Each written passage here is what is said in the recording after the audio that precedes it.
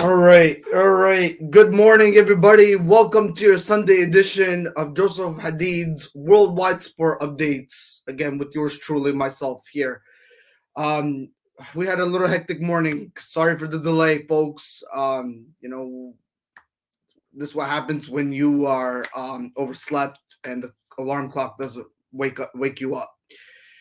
So I'm definitely sorry for the delay. We are still scheduled for 4 hours, so we're here until 12:30 as our promise to you, folks.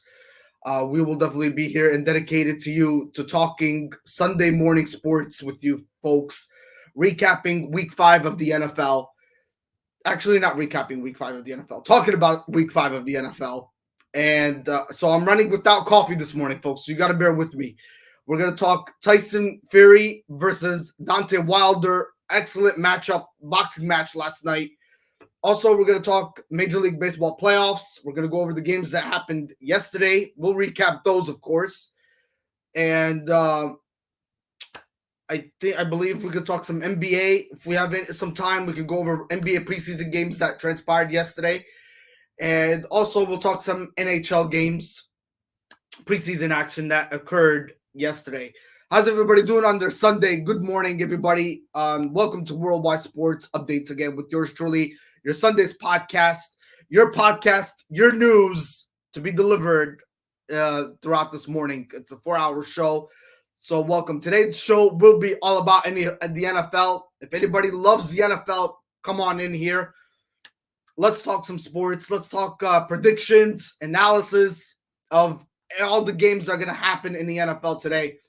If you guys would like to talk NFL, please call me. Let's get you guys on air. 610-770-3698. Let's talk some games. We can make the show a debatable game. I mean, a debatable show too. We could debate all the games if you guys would love to. But we're all here. We're going to predict the games. We're going to give you analysis of exactly who. We're going to break it down to you exactly who's going to win today. All right. So how's everybody Sunday morning? I know a lot of people are just waking up right now, getting adjusted, having their coffee. So lucky you guys are having your coffee. I'm going to be missing out on coffee. So I'm going to have to deal with water this morning. So again, I'm sorry for the delay. We were supposed to start at 8 o'clock and all of a sudden, the clock didn't wake up. Didn't wake me up. So we had to start 8:30. So again, my apologies to all the world out there that are tuning in. We are definitely streaming this morning on Facebook groups, YouTube channel. This is being streamed on YouTube channel, folks. Also, it's being streamed on Instagram, TikTok, all over the nation this morning. So we definitely have to make a great impression. Nonetheless.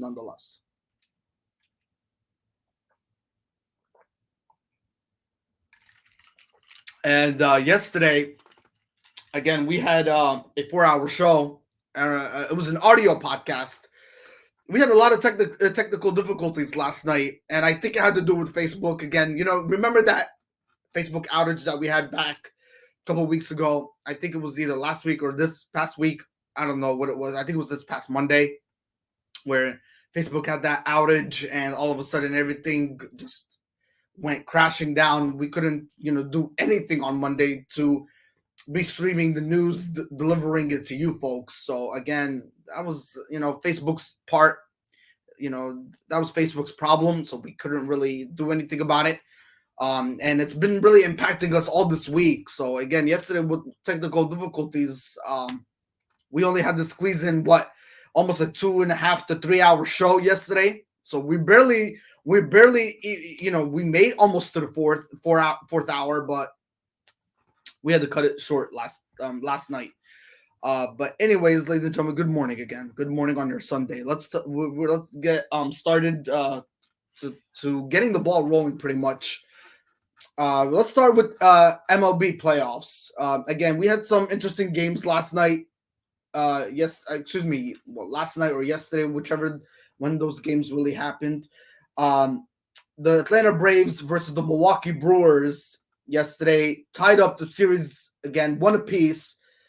So congratulations to the Braves. Now they definitely make everything so much interesting going into this division round, beating the Milwaukee Brewers and tying up the series. And that's what you like to see is series tied up and pretty much going down to the wire and deciding a winner. So awesome job by the Atlanta Braves, nonetheless. Also, the Los Angeles Dodgers came back alive thanks to Cody Bellinger last night in defeating the San Francisco Giants 9-2, and also tying up the series one apiece. So awesome stuff right there by the Los Angeles Dodgers to making things interesting after losing game one 4-0, and the Giants took a 1-0 series lead, but now it's definitely tied 1-1. And things are now heating up and juicing up in the Major League Baseball playoffs. We have games going on today, of course, in the Major League Baseball playoffs. It will be the Tampa Bay Rays versus the Boston Red Sox. That will be at Fenway Park. That game is scheduled to be at 4:07 p.m. later on today. And also we have the Houston Astros versus the Chicago White Sox. That will be scheduled for 8:07 p.m. tonight. Excuse me, 8:07 p.m. tonight. It is scheduled, so it'll be Houston Astros versus the Chicago White Sox. That series is currently led by the Houston Astros, who are taking a commanding lead 2-0 in the series. So the White Sox need to wake up today and make this series very interesting, or they're going to be looking down 3-0 in the series, and it's not going to look too good for the Chicago White Sox. All right, so that is pretty much your Major League Baseball updates. Okay.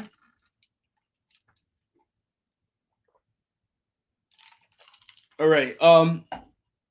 More news to go over here. Yesterday's boxing match, ladies and gentlemen, if you did see it. I mean, to all my people that out there that stayed up late last night, that boxing match was really epic, folks. Tyson Fury, Deontay Wilder. It was, I think it went to 11 rounds. All of a sudden, it was a VIA decision. Or actually, was it a VIA decision or just, yeah, I think it was a VIA decision. Tyson Fury won that match. Congratulations to Tyson Fury. In 11 rounds, retained his WBC World Championship title. Awesome job. Congratulations to Tyson Fury and defeating Deontay Wilder in 11 rounds based off a knockout decision, and he retained his title. So, again, to anybody that did not watch the boxing match last night, Tyson Fury prevailed. So, awesome stuff right there. No doubt about it. No doubt about it. All right. So, in more breaking news here. Well, actually, no, not breaking news, but let's see.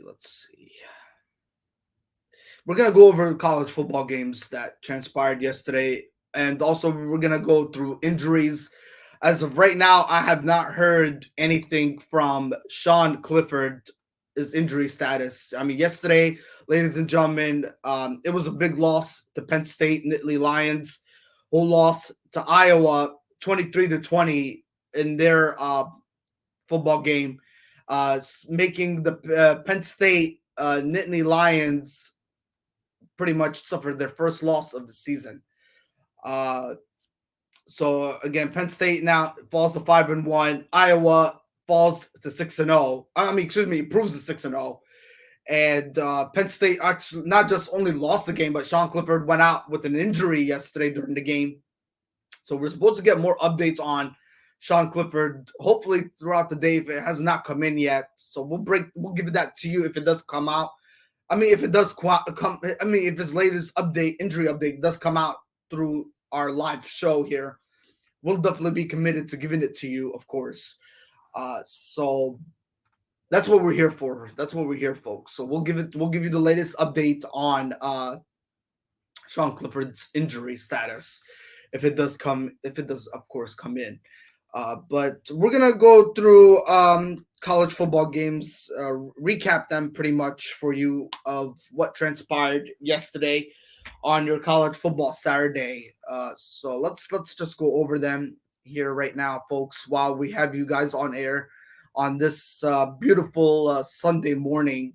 I didn't even get the chance to look outside. I know it's like cloudy and gloomy weather that we're dealing with today. But ladies and gentlemen, let's go over the recap of Week 6 of college football. Yesterday we had Vanderbilt versus Florida. I believe the Florida Gators. Yes, the Florida Gators. Final score in that football game matchup was 42 to nothing. Florida Gators. They pummeled the Vanderbilt. Vanderbilt just had no answer for them on all 4 quarters of the football game. So not good, not good at all. I mean, if we go through the recap here, Emory Jones established his career high of 273 passing yards and 4 touchdowns as the domination of Vanderbilt in the SEC action in Gainesville, Florida. So again, Gators improved to 4-2 on the season, and I believe Vanderbilt falls to 2-4. Yep. So again, this actually was their 8th straight time in their 30th in the past 31 meetings, beating the Comrades. So Jones again completed 14 of 22 pass completion attempts. So awesome stuff by the Florida Gators there, and they did tremendously what was expected in pretty much going away with this ball game. So again, 42 to nothing was your final score in that one. More to come here. Again, this was an excellent game that we witnessed in the making yesterday. Something that we will actually truly remember. Ole Miss Rebels beating Arkansas yesterday, 52 to 51 in that football game. What a game, ladies and gentlemen! That was actually was a back and forth game, and all of a sudden, come fourth quarter, ladies and gentlemen, the Arkansas team was going for a 2-point conversion. They failed that attempt, and all of a sudden, the Ole Miss Rebels celebrated, went on the field, and came up with a 1-point victory. Matt Corral, ladies and gentlemen, who caught a 60-yard touchdown pass. Actually, excuse me, Matt Corral, the quarterback for Ole Miss, he threw a 60-yard touchdown pass to Berlin Sanders to help, again, the Ole Miss into a potential game-winning 2-point conversion, but that failed for the Arkansas team on Saturday in Oxford, Mississippi. With 1 second left to play, again, KJ Jefferson tossed a 9-yard touchdown pass to Warren Thompson. And again, it didn't go through, so it was an incomplete pass, and Arkansas lost, and the victory was to Ole Miss. Again, I believe what's his name also had a good game yesterday. Excuse me, Connor had a great game. He ran the ball for 51 yards, and I believe he also ran the ball for a 30-yard, I believe, touchdown. I think through the ground. Yeah, it was. Yep. So he had, I think, 2 touchdowns throughout the game. Yeah, so he ran for a 51-yard touchdown and for a 31-yard touchdown to tie all 3 quarters, which was amazing stuff by Connor. So that was I think it was Snoopy Connor, basically, pretty much is what they call him. So awesome stuff by Ole Miss Rebels. Again, they beat Arkansas 52 to 51 in that ball matchup right there. So that was an epic game, folks. No doubt about it. You cannot say anything less about that football game. So awesome stuff, no doubt about it. Ladies and gentlemen, call in. Phone number here is 610-770-3698. Let's talk football. We are going to get to NFL shortly, folks. My promise to you is today is all about the NFL. We're going to talk predictions. We're going to talk analysis. We're going to break down exactly on who's going to win today. What needs to be done today to get a victory. And we'll definitely go through all that for you later on today throughout the show, folks. So we're definitely committed to you, folks, and we're here for you to bring you the latest up to dates exactly on week 5 of the NFL, and we will do that throughout the show later on today. And again, ladies and gentlemen, we were supposed to start at 8 o'clock, and my apologies. We had a delayed start, but again, ladies and gentlemen, we're committed for 4 hours, and we're going to deliver those. These games to you for 4 hours. So that's what we're here for. This is what Worldwide Sport Updates is all about. Your podcast, your news, to delivering sports, and that's what we're definitely committed to, nonetheless. All right. So we'll do that. We'll do that. No doubt about it. All right. But I just want to say, guys, this is what our podcast is all about. It's all about commitment. It's all about dedication. We do what we can to deliver it when you know when nobody else can. All right. But there's a lot of people out there, more platforms to listen to news in your sports. And it's not just, but you know what I'm trying to say here. Again, we have our hearts and our dedication and commitment to delivering sports to you nonetheless, folks. And that's what we're here for. All right, let's continue here. South Carolina at Tennessee, ladies and gentlemen. Again, we are recapping week 6 of college football games. Your final score for that one yesterday was 45-20 Tennessee, and I think Tennessee just improved their record to 4-2, as the South Carolina team have fallen, I believe. South Carolina, have they? No, they don't even mention on the article what their record is. Okay, so okay. So anyway, ladies and gentlemen, Tennessee does improve. Okay, there we go. Tennessee improves their record to 4-2 in the SEC division, 2-1 overall. South Carolina goes to 3-3, 0-3 in their division. So again, Tennessee, congratulations. I think they call them the Tennessee Wolves. Yeah, the Volunteers, Tennessee Volunteers. So again, that final score, ladies and gentlemen, was 45-20. Your final score. All right.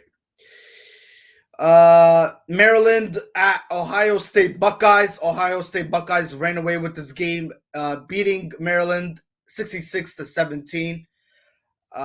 Again, let's recap what transpired in that football game there. CJ Stroud, he matched a career high with 5 touchdown passes. Awesome performance by CJ Stroud. And again, they improve their record to 5-1, 3-0 in their again in that division, as Maryland falls to 4-2 and 1-2 in the Big Ten. But again, ladies and gentlemen, Ohio State Buckeyes are the true team, when it comes to scoring high football games. So again, CJ Stroud, career high 5 touchdown passes. Awesome stuff, no doubt about it. And Ohio State Buckeyes prevailed 66-17. Michigan State Spartans, again, what a game yesterday with the Michigan State Spartans. They broke a lot of records yesterday like there was no tomorrow, folks. They beat Rutgers 31-13. Michigan State Spartans improved to 6-0, and I believe Rutgers, I think they fall. I think they're still winless, I believe. No, actually, their record is 3-3. So Rutgers are 3-3, and the Michigan State Spartans improve to 6-0 and 3-0 in the Big Ten, nonetheless. But again, ladies and gentlemen, they broke records like, again, there was no tomorrow, folks. Definitely, they broke records yesterday, and it was awesome stuff by the Michigan State Spartans, nonetheless. Okay, so yeah, 31-13 was your final score in that football game. All right, West Virginia at Baylor. Baylor beat them 45-20 yesterday. Awesome stuff there. I believe Baylor, cannot talk this morning. They beat, again, West Virginia 45-20. They improved their record to 5-1, 3-1 in the Big 12, as West Virginia falls to 2-4, 0-3 on the season. Again, they dropped. The Bears did drop from the 25 top 25 poll standings. So again, the Baylor will they improve? Will they show up? Um, the college of football rankings should come out later on today. So we'll keep you up to date. We'll keep you up to date on our sports pages, of course. Exactly where each team in college football will be ranked, and I don't think it gets distributed until like 2 o'clock in the afternoon later on today. So we'll give you the latest on that, folks. No doubt about it. So Baylor again, they beat the Baylor Bears. They beat West Virginia 45-20, and their record it continues to improve. 5-1, 3-1 in the Big 12, 0-3 for West Virginia, 2-4 is their record. All right. Akron at Bowling Green. Akron beat Bowling Green 35-20.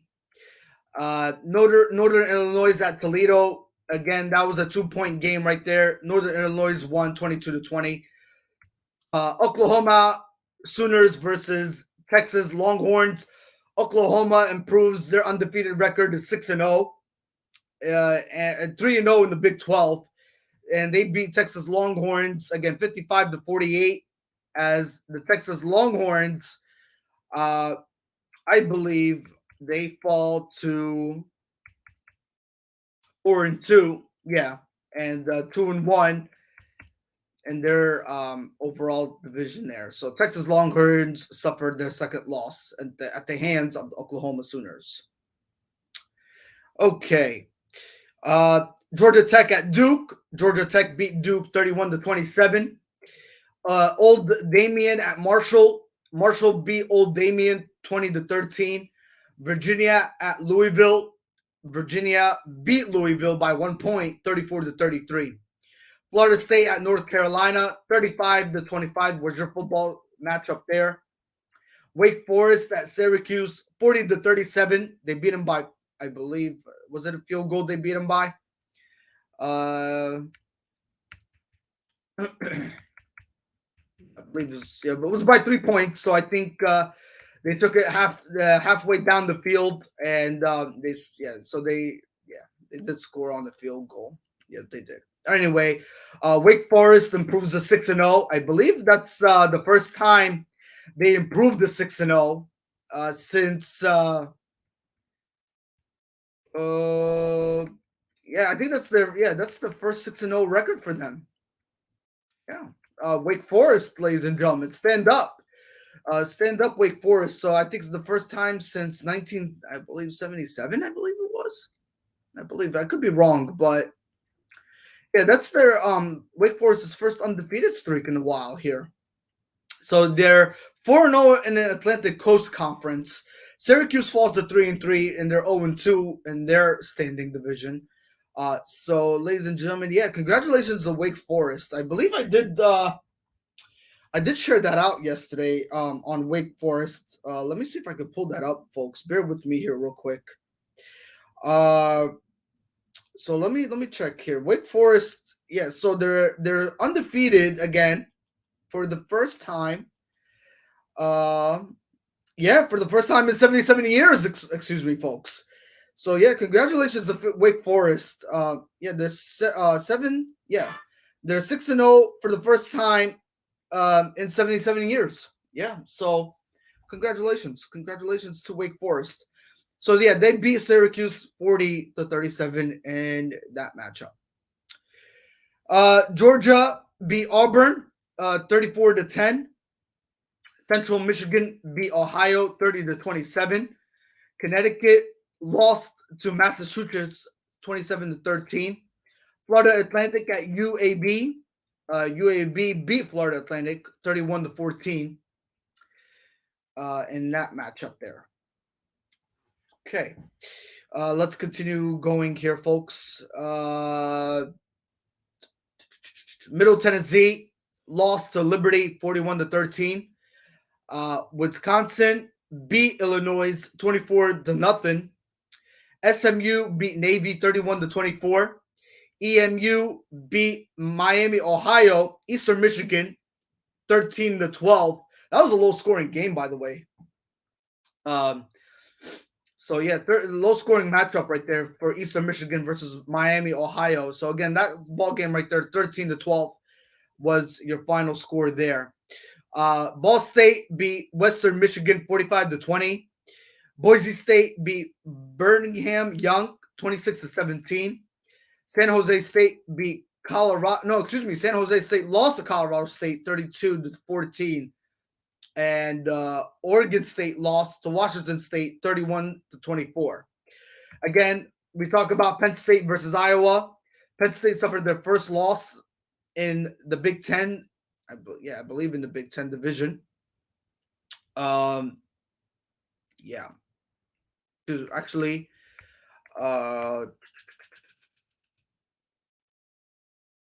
in the Big Ten division. Sorry, guys. We had a little bit of a brain freeze there. So Penn State suffered their first loss in the Big Ten division, fall to 5-1, and Iowa improves to 6-0, 3-0 in their Big Ten conference. And again, Sean Clifford, ladies and gentlemen, went out with an injury. I think he committed 2 interceptions before the backup quarterback came in, and it was, by the way, who is the backup quarterback for Penn State?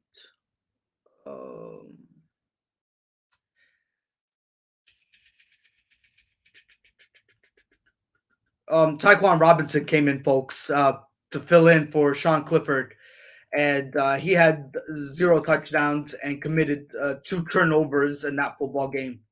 So, ladies and gentlemen, it was the Big Ten battle here at Iowa City, and the Iowa prevailed again. 23-20 was your victory there, and Penn State suffered their first loss. Iowa improves to 6-0. So, ladies and gentlemen, we'll give you more up to date on Sean Clifford's injury. Of course, we definitely will. As soon as we hear something, we definitely will. We'll bring it to you. We'll bring it to your attention, of course, as we hear something. Definitely, no doubt about it. All right. So let's continue here. North Texas lost to Missouri yesterday, 48-35, and also Central Florida beat East Carolina 20-16. TCU beat Texas Tech yesterday, 52-31. Troy beat Georgia Southern 27-24. Texas El Paso beat Southern Miss 26-13. And Texas San Antonio beat Western Kentucky 52-46. And Buffalo lost to Kent State 48-38 in that matchup. South Alabama at Texas State. Texas State beat South Alabama 33-31. And overtime, actually. And Wyoming at Air Force 24-14 was your final matchup there. Notre Dame at Virginia Tech. Notre Dame came up with the victory, 32-29 against Virginia Tech, and I believe Notre Dame improves their record to 5-1. Yeah, so congratulations to Notre Dame Fighting Irish. They improved their record to 5-1. Virginia Tech falls for their second loss of the season to 3-2. So not a good looking there for Virginia Tech, of course. LSU, they lost. LSU, Louisiana State. They lost to Kentucky 42-21. Michigan Wolverines at Nebraska. Michigan Wolverines beat the Nebraska team 32-29. So Michigan Wolverines, congratulations there. I believe Michigan Wolverines improved their record to 6-0. Again, they're undefeated and they're 3-0 in their conference in the Big Ten. So stand up, Michigan Wolverines. To all my Michigan Wolverine fans out there, big ups to you. Congratulations on a fantastic season start. 6-0 and especially 3-0 in their conference. And not to mention last year, they had a horrible season again with COVID and everything not going correct for them. They really bounced back a lot impressively this season, and they're definitely making noise in the Big Ten Conference. And again, Mr. Harbaugh and that coaching staff, please stand up. Congratulations and ups to you guys on beating Nebraska again. 32-29 was your final score. And Nebraska, ladies and gentlemen, they're in the West in the Big Ten. They lost, and their record is now 3-4, and they're 1-3 in the conference. Something they cannot look forward to losing any more games. So they need to start getting better and better as each week starts progressing, and they need to come up with a different scheme and approach how to win football games. Excuse me. Again, let's continue here. Georgia State at UL Monroe, 55-21. Georgia State beat Monroe 55-21 was your final score there. Ladies and gentlemen, this is the game I want to talk about in college football yesterday. Alabama Crimson Tide have suffered their first loss. Shocking. The number one team falls to Texas A&M 41-38. Oh my God, what a battle, by the way, folks. Not to mention Alabama, ladies and gentlemen, they were down by 10 points in that game in the first quarter. It was 17-7, and all of a sudden, then you talk about 17-7, 17 plus 7, they go up 24-10. Not to mention, in the second quarter, crazy stuff, ladies and gentlemen, in that football game. And all of a sudden, Alabama started making things very interesting when they tied up the football game, 38-38. But then Texas A&M, ladies and gentlemen, they sticked through thick and thin, folks, in beating Alabama Crimson Tide. Crazy stuff, shocking to say the least, how Texas A&M just gave it to them yesterday. So the Aggies, ladies and gentlemen, they improved their record in the SEC conference. What an SEC game, by the way. Not to mention, I mean, that was an impressive game to watch. So they improved their record to 4-2, 1-2 in their SEC conference. And ladies and gentlemen, as far as the Alabama Crimson Tide, they suffered their first defeat, 5-1, and they're 2-1 in their conference. Crazy stuff, folks. What a game! Not to mention. So shocking that Alabama Crimson Tide suffered their first loss at the hands of Texas A&M. And by the way, ladies and gentlemen, Texas A&M is not even ranked. They're not even ranked, folks, and they lost to an unranked team. That is very shocking, very shocking, folks. That Alabama Crimson Tide lost to a unranked team. Oh my God, crazy. So, ladies and gentlemen, again, final score there was 41-38. All right. Utah at Southern California. Utah beat Southern California 42-28. 42-26 in that matchup. New Mexico at San Diego State. San Diego State beat New Mexico 31-7. Memphis at Tulsa. Tulsa beat Memphis 35-29. And New Mexico State at Nevada. Those were all the late games, by the way. Nevada beat New Mexico State 55-28. UCLA at Arizona. UCLA improves their record. They beat Arizona 34-16. UCLA, they improved their record to 4-2, 2-1 in their conference. And as far as Arizona is concerned, Arizona is still winless in their season, 0-5 and 0-2 in their conference. So not good at all. Arizona is still trying to figure out a way to win in their win their games. And they fall again 0-5, 0-2 in their conference. So not good. They suffered the fifth loss of the season. So UCLA, again, final score there 34-16. So, ladies and gentlemen, these are probably your most main college sports recap updates from week 6. There's a lot more, but I'm not going to go over them. They're just too much. Again, there was just a lot of college football games yesterday, folks. And then we were dedicated, we were committed to going all over them, but there was just a lot of college football games, and that's what we're dedicated to, folks. We're definitely dedicated to going through all college football games for you. But again, this is only a 4-hour show, and today is Sunday, and we need to talk about the NFL. Of course, we definitely do. Everybody, I think, is just ready, juiced up, and hyped up, and ready to talk about the NFL. All right. So, ladies and gentlemen, again, those were your college week 6 recaps.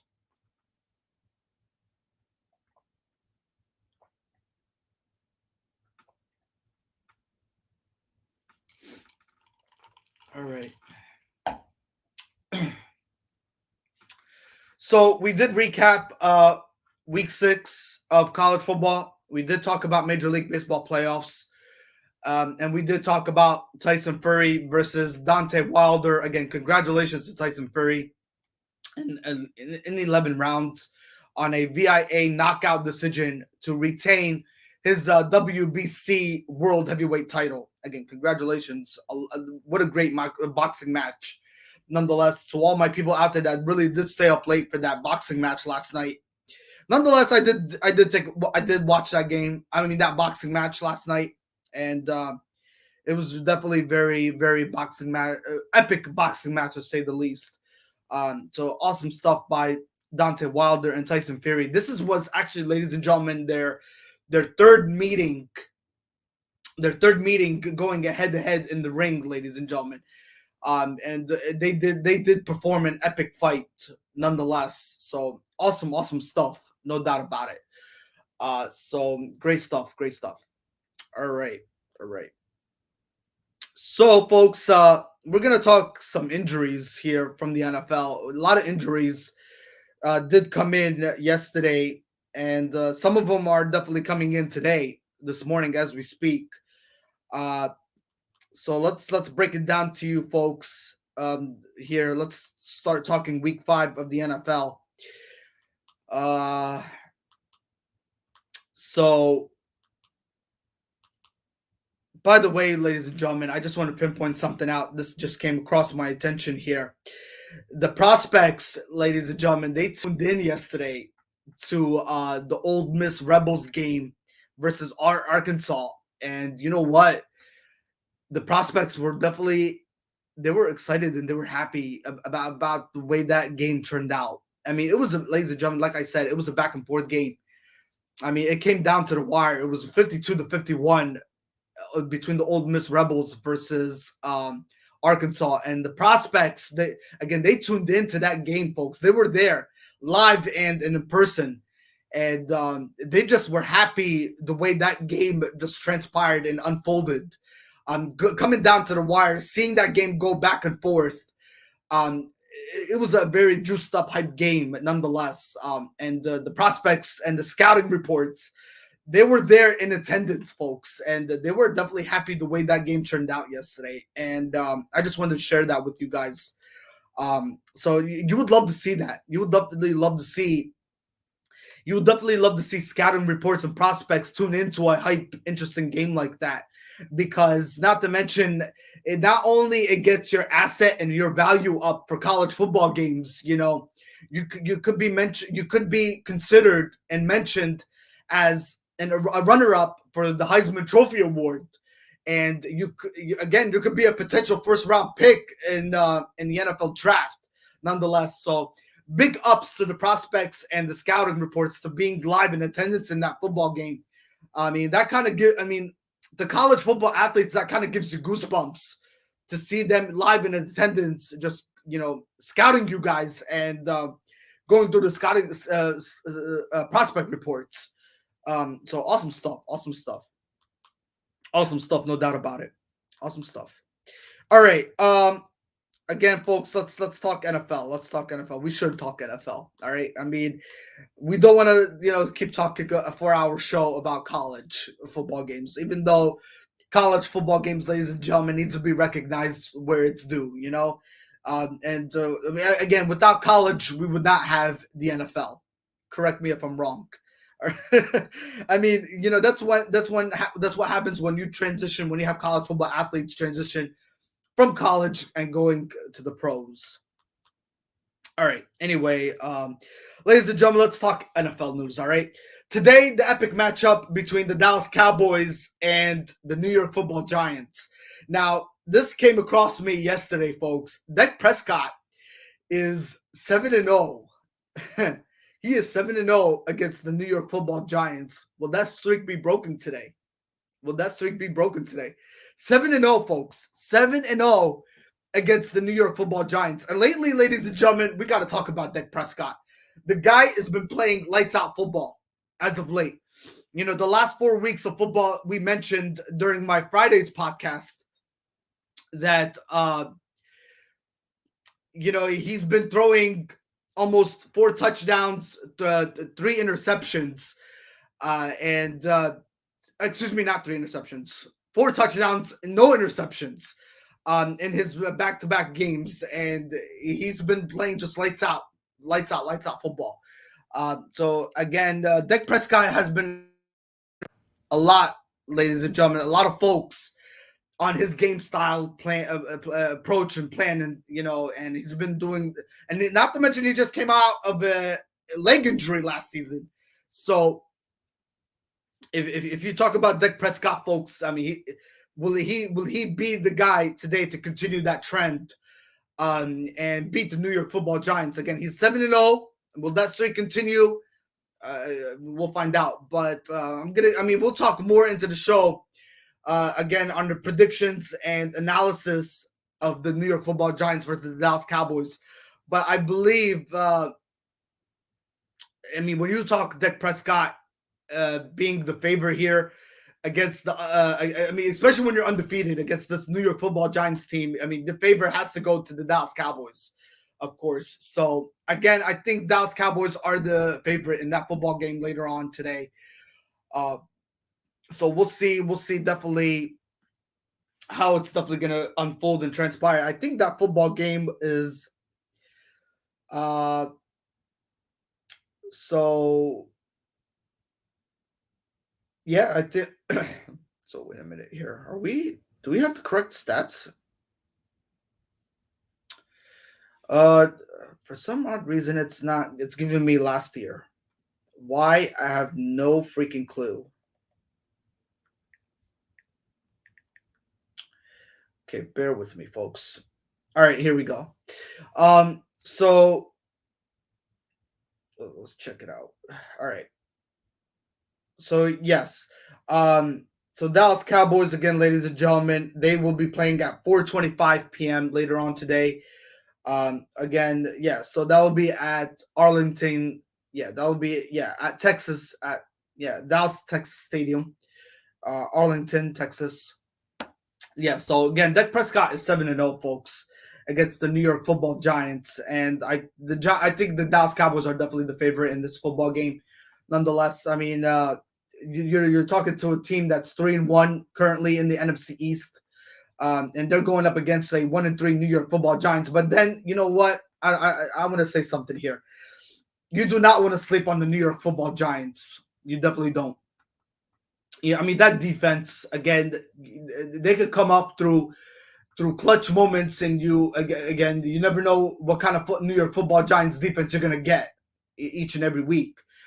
So if you talk about this game today, it's gonna come down to the wire. It's definitely gonna come down to the wire, nonetheless. But it's gonna be very interesting. Also, I mean, I could see this game being, possibly to a field goal, maybe, or possibly to maybe a Dallas beating them by a touchdown, or it could be a 10-point game, nonetheless. But I like Dallas. I like Dallas going into this game today.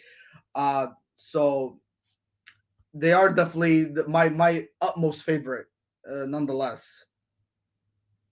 So again, folks, let's talk about players, though. I mean, and you got to think about this. Trayvon Diggs, ladies and gentlemen, on the defensive side of things, has been having a heck of a game lately, and CD Lamb has been recognized for his amazing stuff lately. And last week he was recognized as the fastest player to record 100 catches in team history. So again, awesome stuff, by the Dallas Cowboys and what they're currently doing right now.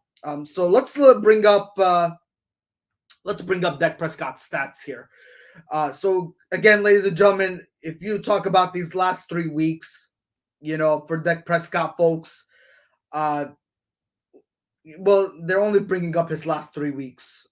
Again, I don't know why they haven't brought up the Buccaneers game, but when you talk about against the Chargers, where he did not throw any touchdowns but threw one interception, he threw for 237 yards. Uh, okay, yeah, he threw for 237 yards, and he had a quarterback rating of 87.8. Uh, and then against the Eagles, he had 3 touchdowns, and this is back-to-back weeks. So against the Eagles, he had 3 touchdowns, 0 interceptions, and a quarterback rating of 143. Threw for 238 yards. And then against the Carolina Panthers, he had 4 touchdowns, 0 interceptions, and a quarterback rating of 130.3, and he threw for 188 yards through the air. So awesome stuff. And then against the Buccaneers in week 1 of the regular season, he had 3 touchdowns, 1 interception, and a quarterback rating of 101. So that's overall. I mean, those through the last 4 weeks, folks, he has had 10 touchdowns and 2 interceptions. Again, coming off a leg injury last year, and just coming out impressive and playing lights out football. So again, ladies and gentlemen, my favorite for you, ladies and gentlemen, throughout the day today between the Dallas Cowboys and the New York Football Giants, the Dallas Cowboys will improve their record to 4-1. I believe so. I believe so. I mean, Dak Prescott is just hot right now, and he's going through amazing football game. I mean, he's just having an amazing season right now, folks. So Dak Prescott is going to continue playing hot. I mean, I don't think he's going to slow down anytime soon. Again, they're raising a lot of eyebrows in Dallas country right now. They're making a lot of Dallas Cowboy fans really interesting about this upcoming season and how things are going to truly unfold. And it's definitely all about that defense too. I mean, again, ladies and gentlemen, if that defense continues to be very impressive again throughout each and every week moving forward, it's going to get very interesting for this Dallas Cowboys team, folks. So yeah, I mean, things are definitely looking up here. So let's hope so. Let's fingers crossed that Dallas definitely continues this momentum moving forward. Again, when they played the Eagles, folks, back like 2 weeks ago, and again I mentioned this back at the 1 yard line, where Dak Prescott and the Dallas Cowboys fumbled the ball at the 1 yard line. We thought it was going to be a touchdown, but it was definitely it was reported as a fumble. The Dallas Cowboys never look back, folks, and they're that kind of team that does look back. So again, they had a great approach, they had a great scheme, they had the right playing mindset, a great attitude nonetheless, and the chemistry was all there for them too. And they just attacked on all cylinders, ladies and gentlemen, both offensively and defensively. And they ran away with this game, folks. Again, it was a 20-point victory for the Dallas Cowboys. So again, ladies and gentlemen, they're moving in the right direction, and I'm surprised they handed the Carolina Panthers their first suffering loss here. So again, congratulations nonetheless to the Dallas Cowboys and the way they're just performing so far into this season. And I think they'll continue today because, again, Dak Prescott is 7-0 against that football team. And they will definitely raise so many eyebrows nonetheless going into today's matchup. So things to come, definitely things to come. All right. Let's see here. We did go over the Rams and the Seattle Seahawks on Thursday night. We did recap that football game against Seattle Seahawks. Quarterback Russell Wilson will be out for a month, according to reports and sources. He injured his finger, so it's going to be about a 6 to 8 week injury, or 4 to 8 week injury, but he's going to be out at least 1 month. So we'll see how his progress will come about. I mean, I know he's going to be seeing a therapist throughout the next couple weeks just to find a way to heal that injury and come back sooner rather than wait till later. But again, ladies and gentlemen, Seattle Seahawks, they lost that game on Thursday night against the Los Angeles Rams.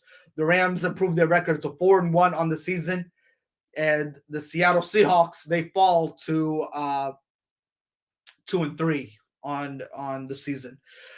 So again, not good for Seattle. I mean, especially the Rams, you got to give some credit to them going up there to Seattle country and again playing against that horrific crowd. When you talk about the 12th man up there in that field, in that Seattle field, and that crowd is just unbelievable. So give some credit to the Los Angeles Rams for going up there, and not to mention that they made a statement, folks. I mean, after suffering that loss against the Arizona Cardinals, and the Arizona Cardinals are undefeated in that division, the only team standing undefeated right now currently. But again, ladies and gentlemen, they had an answer. I mean, they wanted to forget about that loss against the Cardinals last week. And again, they did an awesome job just going up to Seattle and making a statement nonetheless. But again, it's a big blow for Seattle, and hopefully they definitely get back to where they need to be and trying to figure out how to win their football games. And not to mention, they need to start addressing that defense, because that is the worst defense of all right now, is the Seattle Seahawks. Again, with or without Russell Wilson and under center, folks, the Seahawks are definitely we're gonna be in trouble nonetheless because of that Seattle Seahawks defense, because they did not show out and they did not give out their hearts at all in that game Thursday night. And just they got totally embarrassed. Yeah, they had no answer for that Los Angeles Rams team, and not to mention Matthew Stafford again, who had a great performance nonetheless. If we can go to Matthew Stafford's stats, ladies and gentlemen, even though he did throw one interception, but he did have one touchdown, one pick, and he had completion 25 for 37 completion attempts, and he threw 365 yards through the air. So again, Matthew Stafford just continues to be impressive, though. But I mean, he did leave the Detroit Lions and he went to a new team, to Los Angeles Rams, and he has the Rams sitting where they need to be, and very impressive nonetheless at 4-1.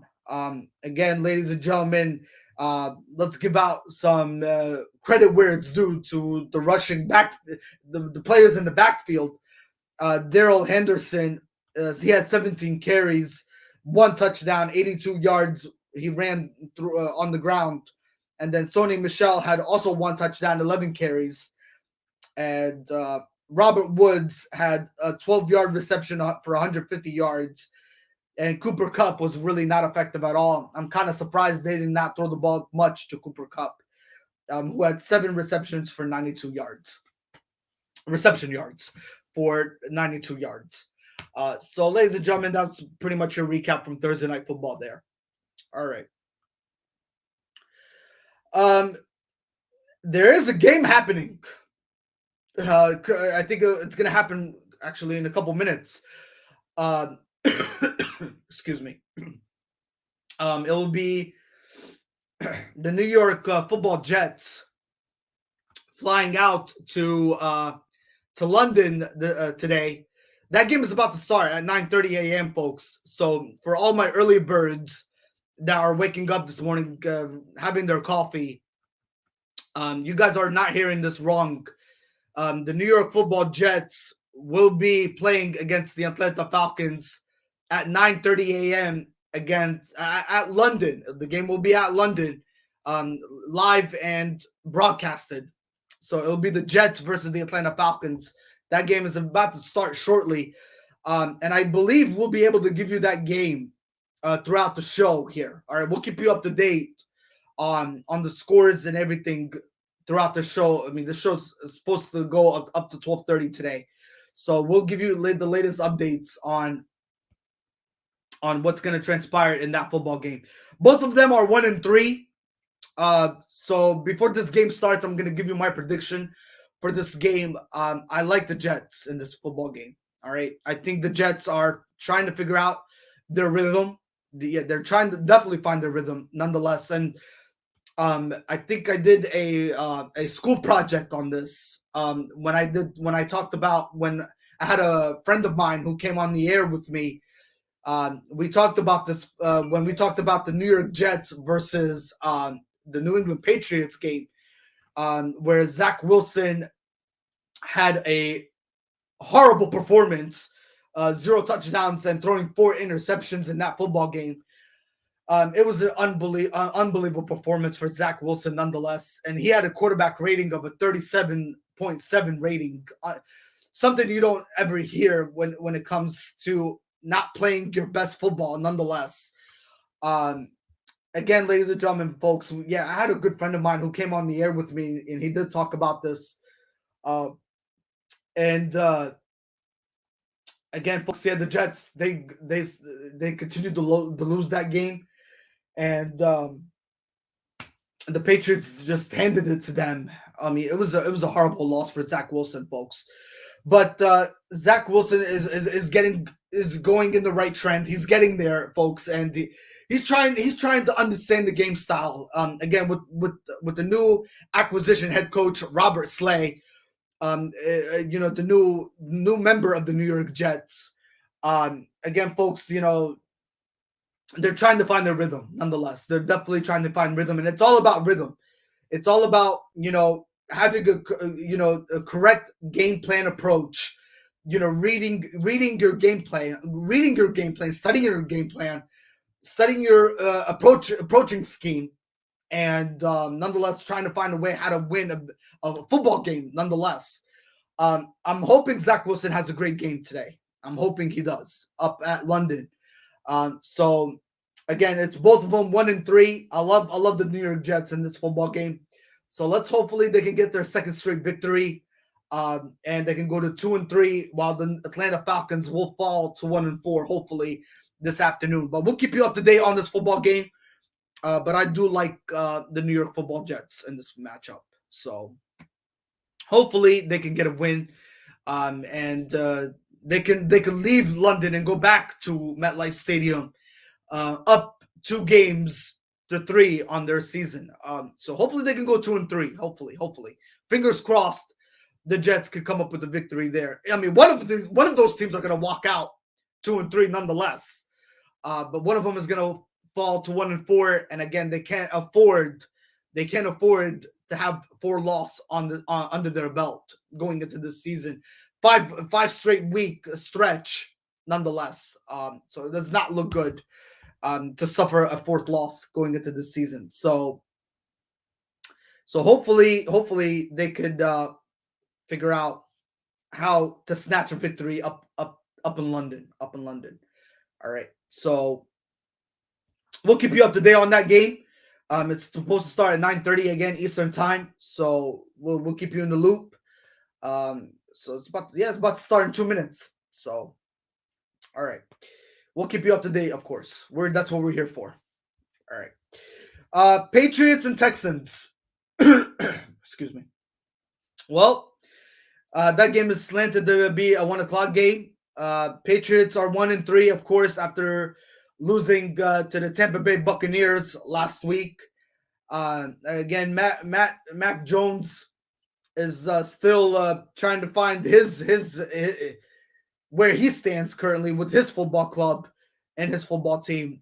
So he needs to get a second W today under his belt, and I think they will do it today in great fashion, nonetheless, against the Houston Texans. So Houston Texans definitely will fall to 1-4 this afternoon, and the New England Patriots will improve to 2-3. I like the New England Patriots in that matchup.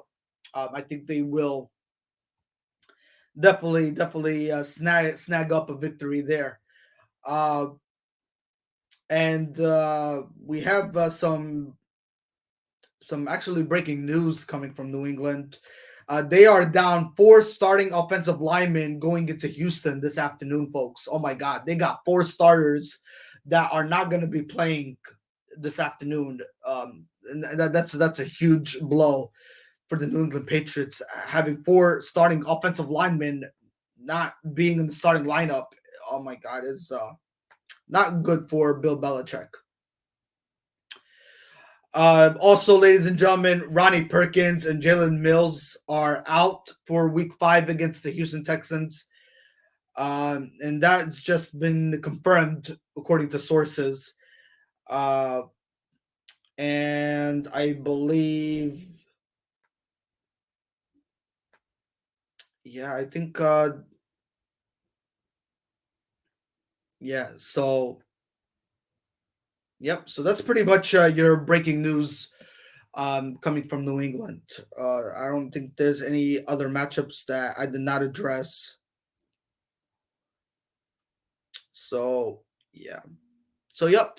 So basically, for the Patriots, folks, they're out with their four starting lineups are linemen, four starting linemen. Four of them are out with injuries, and not to mention Jalen Mills and Ronnie Perkins, ladies and gentlemen. To all my fantasy league who play fantasy sports out there, if you're tuning in, again, Jalen Mills is out and Ronnie Perkins is out for the New England Patriots. They will not be playing today against the Houston Texans. So, not good, not good. All right, so that's definitely a big blow for Bill Belichick and the New England Patriots. Okay.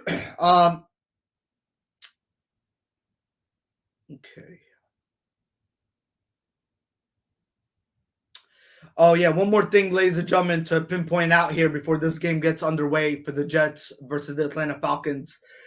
Felipe Franks is out. Okay, Felipe Franks is out versus the Jets, so he will not be playing. So he won't be for the Atlanta Falcons. Felipe Franks is out. Not to mention Calvin Ridley won't travel to London due to personal reasons, so he won't be in the starting lineup either, or he won't be in the lineup at all this afternoon, going into that London game against the New York Jets. All right, so that's probably your. Oh yeah, also Kenny Yoba. Actually, Kenny Yoba, I think, is expected to start. Let me check here. Yeah, he will be active. He will be active against the Falcons. So Kenny Yoba, Kenny Yoba will be active against the New York Jets.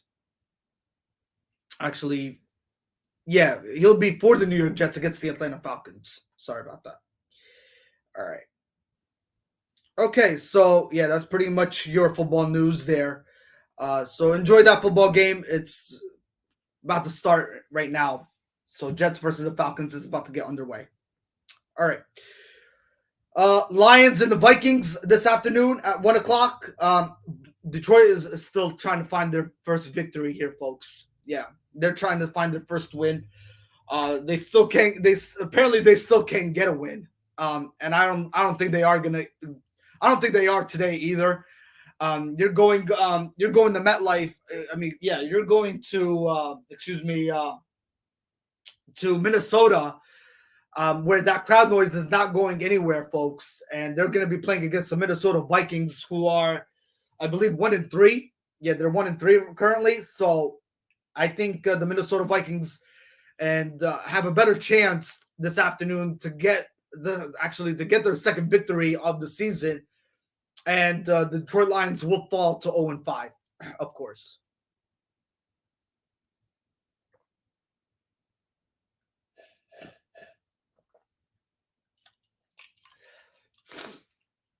So I like the Minnesota Vikings in that matchup. So they will definitely go to 2-3 this afternoon, while the Detroit Lions will go to 0-5.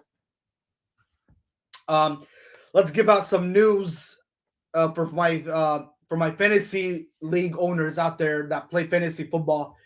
TJ Hawkinson is expected to play, and also Penny Sewell, he'll be active and against the Minnesota Vikings. So those will be active for the Vikings. So again, T.J. Hawkinson and Pennell will be active and ready to go this afternoon for the Minnesota Vikings. So to all my fantasy league owners who play fantasy football, those guys will be ready to go. Uh, Also,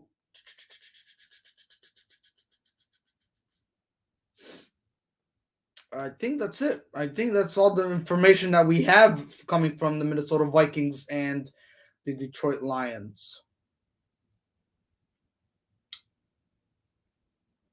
So the good news is, the good news for the Detroit Lions is that they get Penny Sewell back. So that's good that he's active, and also T.J. Hawkinson is expected to play. So awesome stuff, no doubt about it for the Detroit Lions. I mean, that's a positive news for the Detroit Lions, but again, I just don't see them winning this afternoon. I definitely like the Minnesota Vikings to get to pick up their second victory and to become 2-3 and their division. And the Detroit Lions will fall to 0-5. And it's a division rival game too, so you're really not going to be expecting much from this football team. Again, not to mention you're going up to Minnesota, and the crowd is going to be very effective in that football game. And not to mention the quarterback for Detroit Lions, Sam Darnold. Not Sam Darnold. Sam Darnold. He plays for the Carolina Panthers, but I'm talking about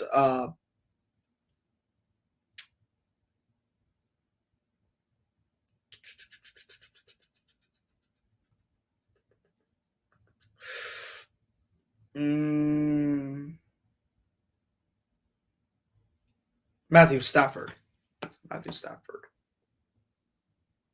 believe. No, excuse me. Hold on a sec. Jared Goff. I'm sorry. Jared Goff. So yeah, Jared Goff, ladies and gentlemen. Going up against the Minnesota Vikings this afternoon. Again, it's not going to look good for them. So so the Detroit Lions will definitely fall to. They will definitely fall to 0-5. All right. Okay, let's move on. You got the Eagles versus the Panthers this afternoon. Again, ladies and gentlemen, the Panthers, they suffered their first loss last week against the Dallas Cowboys. Now the question remains: how are they going to answer this afternoon against the Philadelphia Eagles? Will they answer back and improve their record to 4-1 on the season? Right now, the Carolina Panthers going into this game are 3-1, while the Eagles are still the Eagles are looking to get over that 3-game losing streak and try to find their second victory of the season. So now the question really remains: how does the Carolina Panthers definitely answer in this football game this afternoon? Again, they suffered their first defeat at the hands of the Dallas Cowboys last week, as we mentioned earlier, as we were giving out the Dallas Cowboys versus the Giants prediction and analysis of that game. But again, it's all about Carolina today and how they answer. Will they come up with a different approach again? Have they studied film? That's the question. Did they go back and study film of exactly what went wrong with them, and nothing was going right for them nonetheless against that Dallas football team, which beat them last week? 36-28 was the final score, I believe, in that one.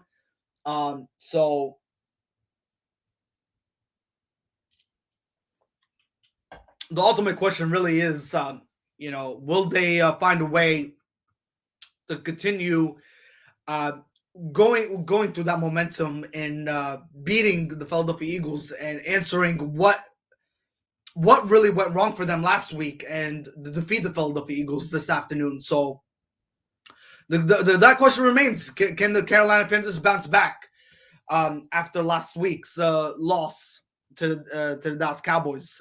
So my prediction for that game this afternoon is going to be going with the Philadelphia Eagles, and I think, ladies and gentlemen, the Philadelphia Eagles, they definitely need they're looking for their second win of the season. I think the Eagles desperately need a football victory today.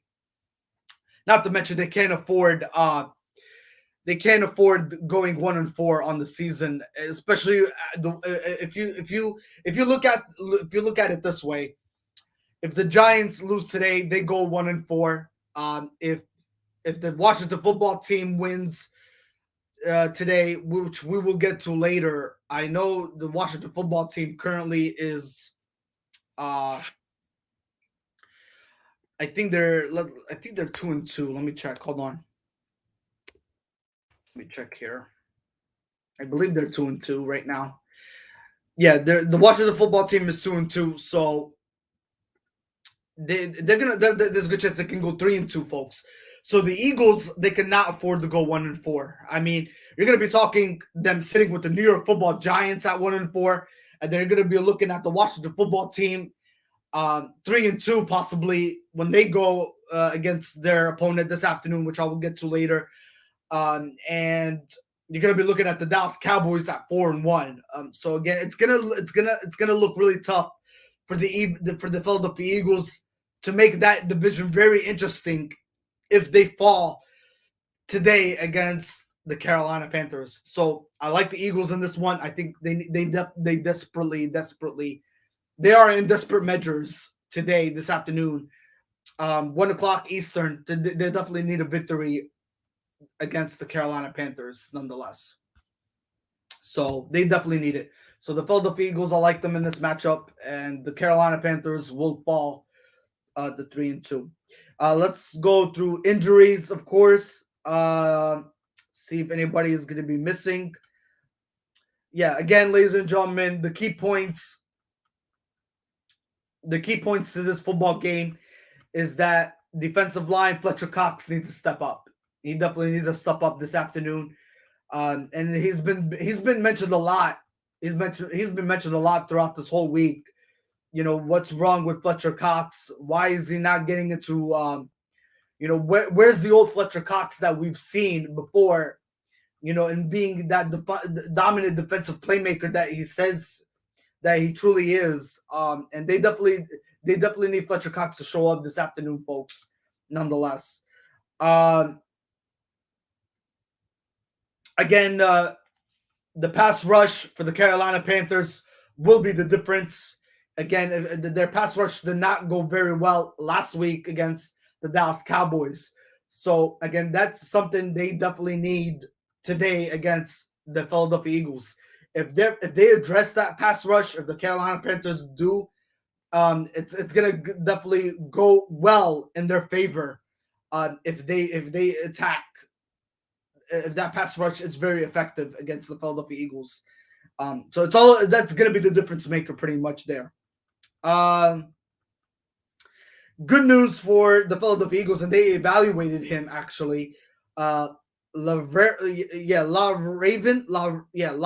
Clark is supposed to be on the active roster, so he'll be in the lineup today going into this Carolina football game. And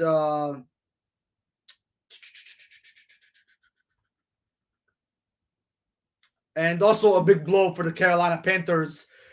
Christian McCaffrey is now doubtful for that football game. So to all the fantasy football players out there, fantasy league owners out there that play fantasy football, do not start Christian McCaffrey in your starting lineup today. He is doubtful against the Philadelphia Eagles. So that's pretty much your news there for Bank of America. The game is at Carolina, so the Philadelphia Eagles are on the road And not to mention the Philadelphia Eagles are 1-1 on the road right now. So they did snag up a victory against. They did pick up a road win. The Philadelphia Eagles. I forgot who they picked the road win against, but they are 1-1 currently on the road. Right now, if I could pull up, let me see here, folks. Bear with me. Yeah, so they're 1-1 on the road. That's I mean, yeah,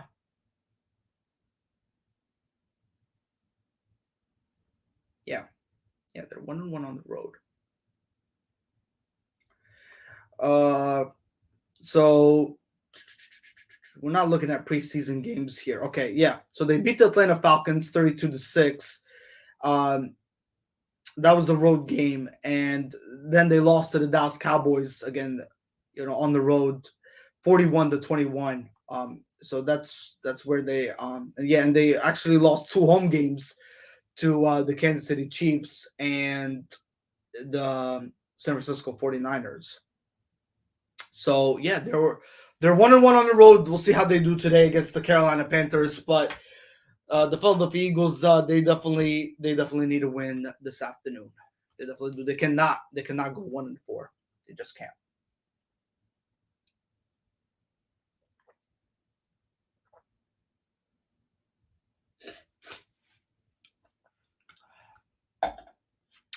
Guys, call me. Let's talk some football. 610, yeah, 610-770-3698.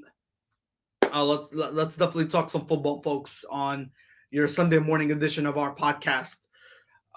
So that way, we could debate, we could argue, we could talk. Let me know, folks. We are definitely here for you, no doubt about it. So today is week 5 of the NFL, and we are giving out our predictions, our analysis, and our pretty much up to date on who do we really feel has the upper hand in winning the football games later on this afternoon. All right. Let's continue here. Excuse me. All right.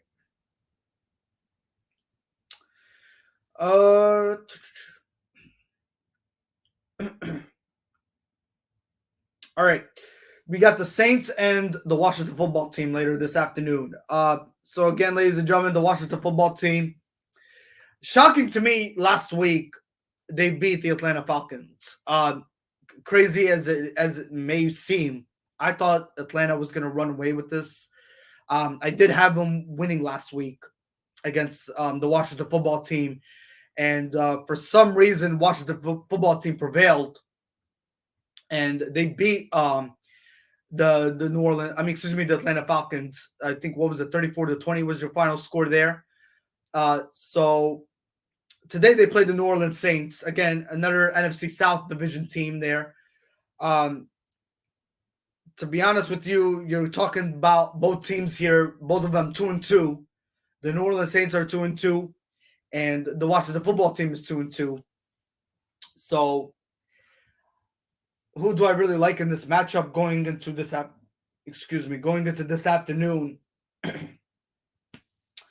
I believe I think the Washington football team could get another victory under their belt here. Not to mention, the New Orleans Saints just went back and they played at home last week against the New York Football Giants, where they lost to the New York Football Giants 27-21, I think, in that game. So they're on the road this week. It'll be a test for the New Orleans Saints, especially you're going up against Chase Young. In that defense right there, could hit you on so many levels. So it's all about, I think, that Washington football team. I think they could come up with their third straight victory later on today. And I like them in this matchup this afternoon. So yeah, I could see them getting their third straight victory nonetheless. But let's go through some injuries here. Do they have any injuries that they need to be worried about? No. I think they're pretty good. They're pretty good on that. Taysom Hill is expected for a huge day against this Washington football team. So we'll see how Hill does this afternoon. Uh, well, this is coming in. Three players are ruled out for the Saints game from the Washington football team. So we do have that coming in. Uh, yeah, I think that's pretty much that's about it. So yeah, they only have three injuries that are out for the Washington football team. And the answer today, going to this afternoon, again between the Washington football team and the New Orleans Saints, it's all about Alvin Kamara too. Alvin Kamara is probably going to be the answer and the difference maker for this New Orleans Saints team, especially when you're on the road and you're playing in a outdoor environment. And you gotta know how to level off that crowd noise. Not to mention, so it's gonna all that plays into really a factor. So this afternoon, folks, we'll see how it plays all out. But it's all about Alvin Kamara and again that New Orleans Saints team. Not to mention Taysom Hill. He needs to show up this afternoon against this Washington football team. But again, I can see Washington prevailing and picking up their third straight victory this afternoon against the New Orleans Saints. So I like Washington in that matchup. All right. So we'll see how it goes. We'll see how it favors. And we'll definitely go from there. All right. Call me, guys. Let's call me at 610-770-3698. Let's get everybody on the air here and talk NFL football. We can even make it a debatable football game to talk about. So that way, we can interact with all you folks that are tuning in on this Sunday morning edition podcast and get you up to date on the latest news, sports news that's happening throughout your Sunday coverage of worldwide sport updates, your podcast, your news. All right. Oh my God. Titans and Jaguars. Well, the controversy in Jacksonville. We don't want to go back and talk about that, do we? Now, I mean, Urban Meyer again lost last week again to a Cincinnati Bengals football team, who, not to mention, they just improved their record to 3-1 on the season, and I mean, I don't even know what to say. I just, you have a coach who, rather than go back and study some film to exactly what went wrong for his football team, and the chemistry is just falling apart. Again, there is no trust from that Jaguars locker room to how they even feel about Urban Myers. The way his actions were speaking louder than words. Just going to a bar last week and having drinks rather than going back and studying film and exactly what went wrong, in losing that football game. And not to mention the Jaguars, they almost had that game, folks. I mean, they can't. I mean, I was watching that game last week while I was down in Orlando, Florida, for my graduation, and it was a Thursday night game, and I was watching it in my hotel room. It was the Cincinnati Bengals versus the Jacksonville Jaguars under the lights, folks, and Jacksonville. I mean, I thought they played a heck of a game, though. I mean, they almost gave the Cincinnati Bengals a loss. I mean, the way they were keeping it a very close and tight game. I mean, at one point, I think the game was tied. Not to mention it was a 2021 overall game there, and then all of a sudden, the Bengals figured out how to win, and you got to give kudos to a great football team. You got to give credit to Jamar Chase and Joe, the quarterback, Joe Burrow. Awesome job. They played great football. You went up against a great football team against the Bengals, and you cannot hold your head down, on that. So They did an awesome job, folks. Nonetheless, I mean, you got to give credit where it's due. And for Urban Meyer just to to go out like that, I mean, it's definitely not something you want to set an example to your locker room.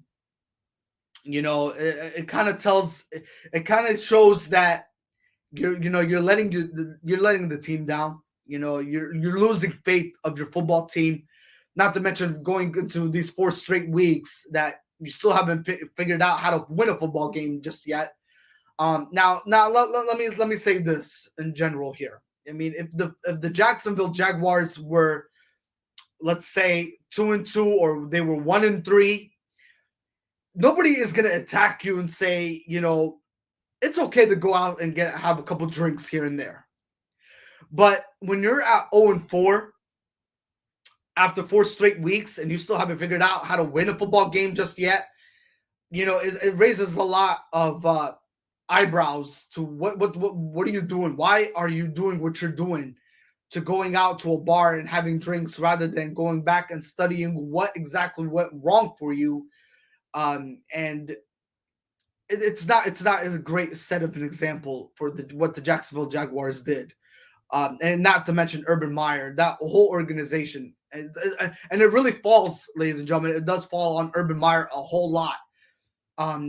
Because that locker room is losing. They're losing trust. They're losing trust in him. And again, at the same time, Urban Meyer is setting an example after that. He's just lost a lot of faith in his football team. And it's not a good look. It's not a good look at all. Not to mention, it's not a great example either. So again, ladies and gentlemen, they go up against the Tennessee Titans. I like the Tennessee Titans in this football game this afternoon. And I think the trend, ladies and gentlemen, folks, it's going to continue. It's going to continue. It's going to take a while for even Trevor Lawrence to feel comfortable with Urban Meyers and that chemistry to even get together. I'll be shocked. I'll be shocked if the Jacksonville Jaguars pick up a victory today. I definitely will be. I'm hoping they can, because that way you're setting a great example then, and you figured out exactly how to earn that your team in that locker room to have full confidence and trust in you again. So I'll be shocked, ladies and gentlemen, if the Jaguars could pull up a victory this afternoon against a Tennessee Titans football team. And I'm hoping they could do it. But again, ladies and gentlemen, it's a divisional rival game, and the Tennessee Titans are currently 2-2. So I just don't see Tennessee Titans losing this football game. I really don't. So I like Tennessee in this football matchup. All right. Good morning to everybody that's tuning in. Welcome. Thank you, guys. I appreciate you nonetheless for interacting with Worldwide Sport Updates and getting the up-to-date news information before the NFL games start later this afternoon. All right. Let's go through the injuries here. Derrick Henry, again, he's active, ladies and gentlemen. One thing Tennessee Titans will be without, they'll be without Julio Jones this afternoon. AJ Brown is expected to play for the Tennessee Titans. So ladies and gentlemen, if you have AJ Brown, put him in your starting fantasy lineup.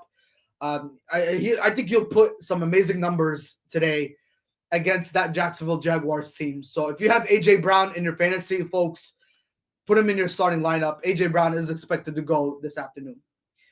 Julio Jones will not be, though. Derrick Henry, also a great person to put in your starting lineup, in your fantasy starting lineup this afternoon. Also, the Titans have ruled out Dupree, but they activate Johnson from IR, so he'll be in the active roster. And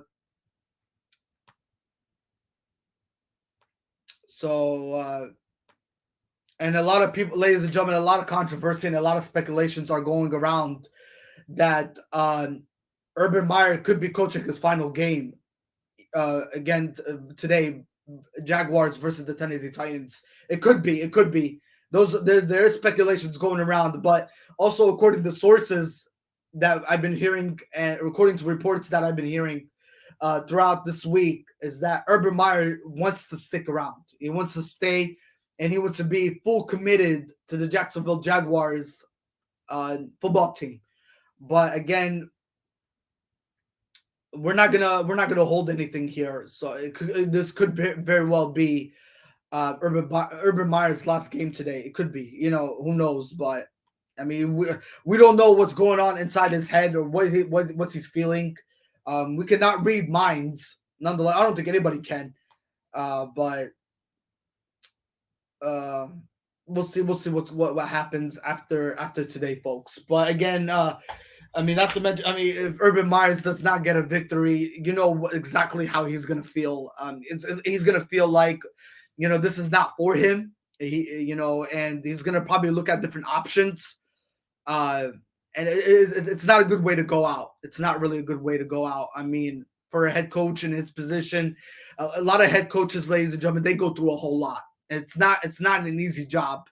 Nonetheless, they go through a lot of hard times and they go through a lot of stress each and every day, just to figure out their game plan and their approach going into this upcoming week's matchups.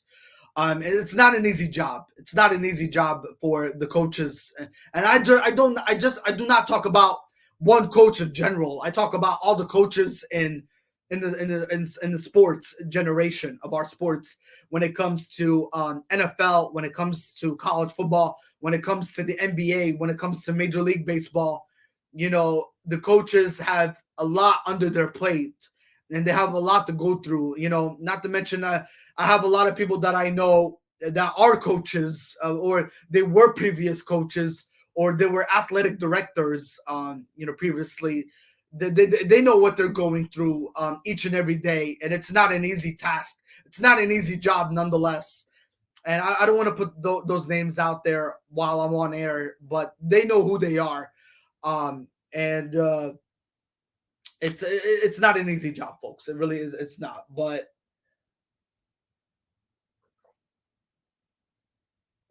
you do not know what's going on inside their heads, and this could be. I mean, this could be very well Urban Meyer's last game today. Who knows? We'll see. We'll find out. Again, I know he's gonna have his head down, and he's gonna feel some kind of emotions, and he's gonna feel discouraged. Well, not discouraged, but he's gonna feel some type of emotions if the Jacksonville Jaguars again do not pick up this victory today against the Tennessee Titans. So there's a lot riding on this game today. There's definitely a lot riding on this game. Again, I'll tune in to watch it, of course.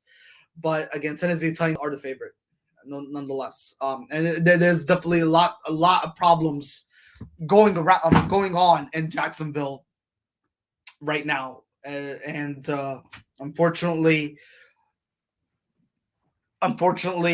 we're just gonna have to wait and see, how it's truly going to unfold for this football team. But there's a lot going on. There's definitely a lot going on in Jacksonville. I mean, not to mention Trevor Lawrence. I mean, him losing faith and losing, he feels like he doesn't have a head coach right now. Just the way Urban Meyer's actions were this past week.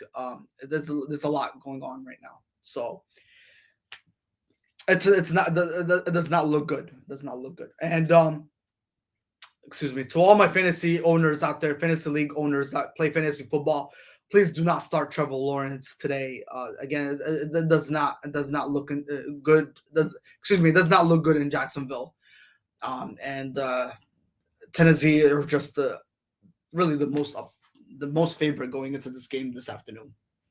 All right, let's continue.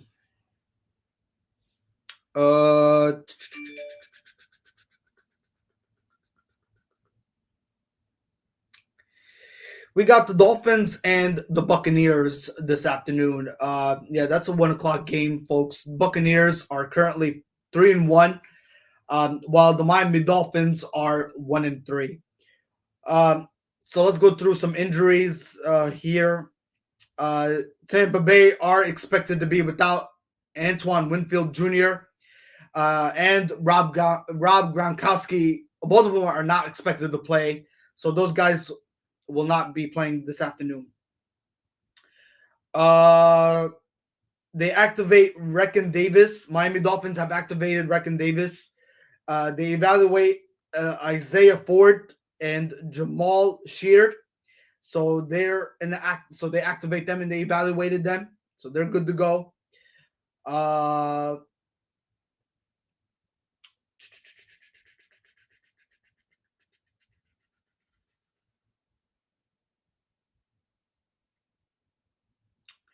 so So those guys are all good to go.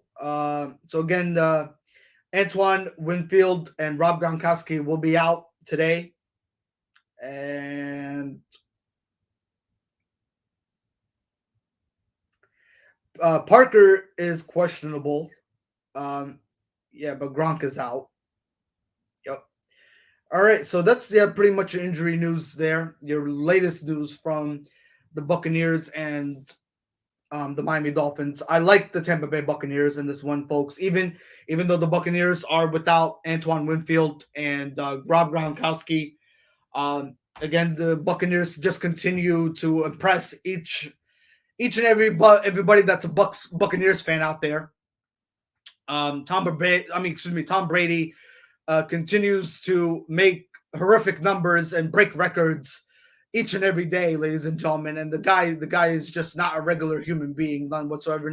Even though he's considered a human being, but age really doesn't play a factor for him. So again, Tom Brady is going to have a great day today against the Miami Dolphins team, and the Miami Dolphins are going to suffer their fourth loss, so they will fall to 1-4, and the Tampa Bay Buccaneers will be 4-1 after today. So the Buccaneers, ladies and gentlemen, they're just trending in the right direction after that win last week against the New England Patriots, and it was a very close game nonetheless. It was the final score, and that one was 19-17. So going against the Miami Dolphins this afternoon, they're going to continue carrying that momentum over. Tom Brady is going to have a fantastic game. Not to mention, throughout these last 4 weeks, Tom Brady still only has 2 interceptions and maybe 12 touchdowns on his resume to building up his career. Truly amazing stuff, nonetheless. So awesome stuff, no doubt about it. So again, Tom Brady will continue to prevail this afternoon, and they will go on to 4-1 on the season. All right. So again, let me see here.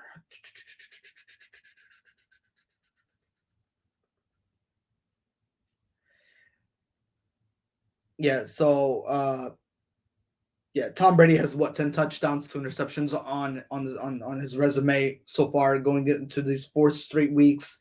And last week, ladies and gentlemen, he threw 269 yards, but he had no touchdowns or interceptions against his former team, the New England Patriots. There was not really much in that game to really talk about. And again, it was a very close game, not to mention. So again, 19-17 was your final score in that game. All right.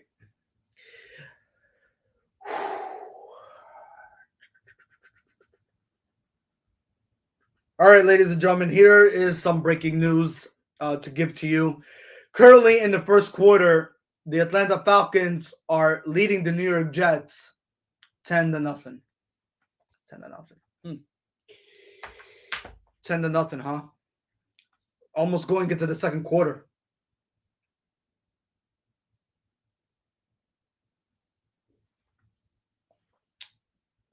And the Jets still have yet to answer going into the second quarter. The Falcons are already up 10-0. Interesting. Falcons are up 10-0 going into the second quarter. And the Jets still have yet to score. All right. Well, that's an interesting turn of events here. All right. Let's talk Packers versus the Bengals again, ladies and gentlemen. Congratulations to the Bengals last week on Thursday when they defeated the Jacksonville Jaguars again. It was the Bengals are a great football team, folks. They definitely are a great football team. Uh, and today they're going up against another great football team, the Green Bay Packers. And you're talking both 3-1 teams here that are looking for their fourth straight victory. Aaron Rodgers is now getting into great rhythm, and not to mention now they have a new acquisition in Jalen. They picked the Jalen from the Dallas Cowboys. So now he's a new member of the Green Bay Packers, Jalen Smith. Great pickup by the Green Bay Packers. Oh my God, not the. I mean, Jalen. Just to all my cheesehead fans out there, if you're tuning in this morning, good morning, Packer fans, Packer Nation, stand up. I mean, you guys just picking up Jalen Smith from the Dallas Cowboys is a great pickup, nonetheless. And I don't know what the Dallas Cowboys were thinking in losing Jalen Smith. Again, it had to do with money wise and money issues. Nonetheless, but again, picking up Jalen Smith and bringing him to Green Bay, home of the Cheesehead Nation, the Packer Nation, stand up. This afternoon. I don't know. I mean, I don't know if he's expected to start. Jalen Smith, I haven't heard anything. I'm hoping he's expected to start. That would be a great addition for the Green Bay Packers because they definitely have been looking for linebacker help since the offseason, not to mention. And it took them a while to really address the linebacker spot, and they finally brought Jalen Smith as their new acquisition member to the Green Bay Packer Nation. So that's awesome stuff that the Green Bay Packers did that. So let's go over through injuries. Joe Mixon is expected to suit up. I think he's active. Yeah, so we got reports that Joe Mixon will go. So you got Joe Mixon, you got Jamar Chase, and you got Joe Burrow all ready to go this afternoon against the Green Bay Packers. So yeah, he's expected to play. Tight end CJ Asamoah. I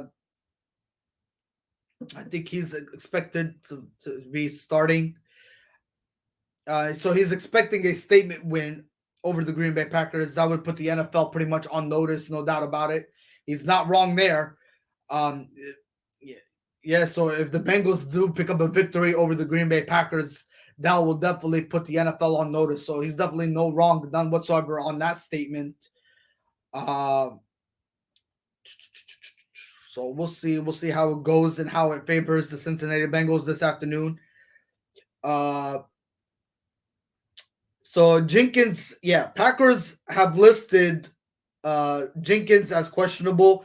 They have ruled out Josh Myers. So we'll see. We'll see how all that favors and goes out. T. Higgins, of course, returns to practice. And Jesse Bates also returned to practice, but we haven't heard or been confirmed yet if those guys are expected to play or not. So again, ladies and gentlemen, that's pretty much your injury updates from the Green Bay Packers versus the Cincinnati Bengals. As far as who I like going into that matchup this afternoon, I like the Green Bay Packers. Yes, I like Aaron Rodgers and the Packers to prevail. Again, that game is expected to be at 1:00. So again, if the Bengals, ladies and gentlemen, again, if they could pull up an upset victory against the Green Bay Packers, they definitely are going to put the National Football League definitely on notice. Not only do they improve to 4-1 on the season, but they definitely put the NFL on notice as they improve to 4-1, and the Green Bay Packers fall to 3-2 potentially. So yeah, we'll see. We'll definitely see. We'll definitely see how it goes. All right, so keep an eye on that. But I do like the Bengals this afternoon. I really do. Excuse me, the Green Bay Packers. I do like the Green Bay Packers this afternoon. But if the Bengals could pull it off, ladies and gentlemen, they're definitely not only as a franchise organization. They get their fourth straight victory, but they definitely, again, like I mentioned, they're gonna put the National Football League on notice just how great of a football team that they truly are. So we'll see definitely how that folds and transpires going into this afternoon. It should be a fun and interesting game though, nonetheless. And we'll see how tremendously it will go. Okay. All right. Ladies and gentlemen, yeah, call me. Call me. Let's talk football. 610-770 3698. Let's talk NFL. We're here. We are committed to you guys on this Sunday morning. We're talking week 5 of the NFL, and we're going through predictions, analysis, breaking down everything that's happening on your Sunday. And we just recapped again week 6 of college football, and we did talk Major League Baseball playoffs. Again, Major League Baseball is expected to is scheduled again to continue this afternoon, where you will have the Chicago White Sox versus the Houston Astros. They'll are scheduled to play today, and also you have, I believe, the Braves versus the Brewers. I think they're expected to play this afternoon. Let's check here one more time. Yeah. So no, excuse me. I'm sorry. Tampa Bay Rays versus the Red Sox is scheduled this afternoon, and the Houston Astros versus the Chicago White Sox. So I think those are two, I believe, American League division matchups that are scheduled to play this afternoon, and the Rays and the Red Sox are scheduled to play at 4:07 p.m. And the other game, which is scheduled to be a late game, is scheduled to be 8:07 p.m. It's supposed to be the White Sox versus the Houston Astros.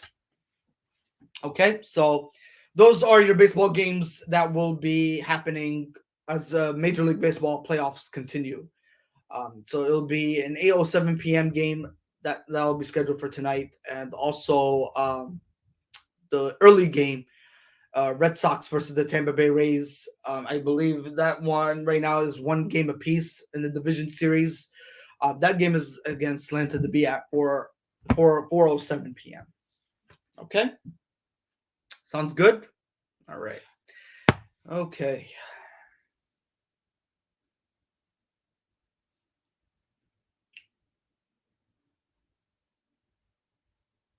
All right. Currently, right now in the second quarter, the Atlanta Falcons are leading the New York Jets 10-0. All right, with 12 minutes and 24 seconds remaining into that football game. All right.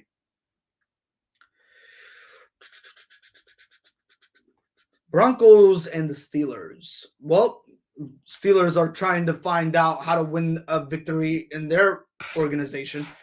So you're talking about a 3-1 Denver Broncos team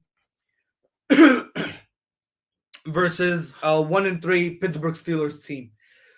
Well, ladies and gentlemen, I'm gonna say this. I was not convinced on the Denver Broncos. Okay, I was not. I was shocked.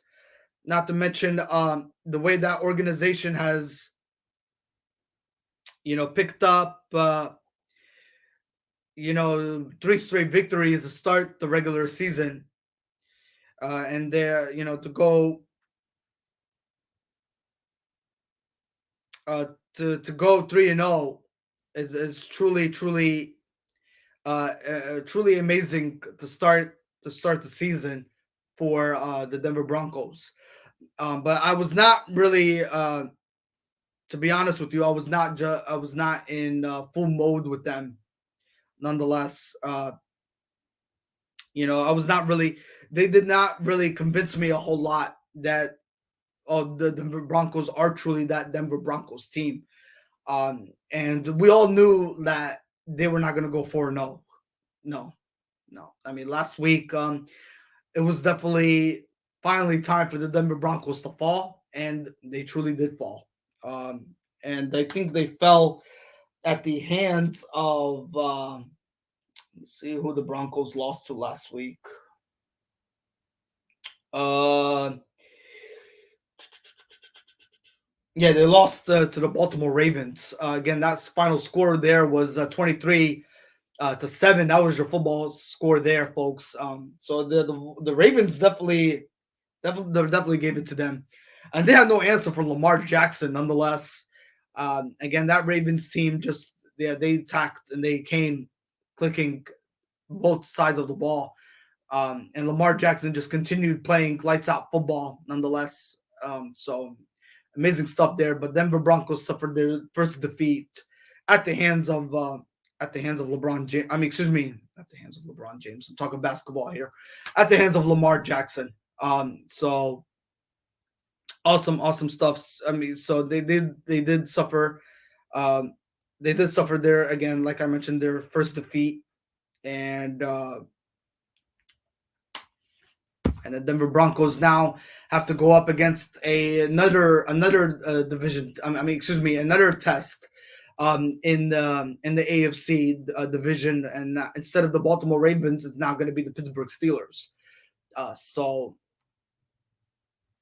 going into today's matchup, I like the Steelers. I think the Steelers have what it takes to pick up a victory, and I think they will do it in great fashion mode. Ben Roethlisberger, especially you have momentum riding on you. You're at home at Heinz Field, and with a great Pittsburgh atmosphere environment, nonetheless. So, yeah, I definitely expect Pittsburgh to win this game this afternoon. So Denver will suffer their second loss, unfortunately, and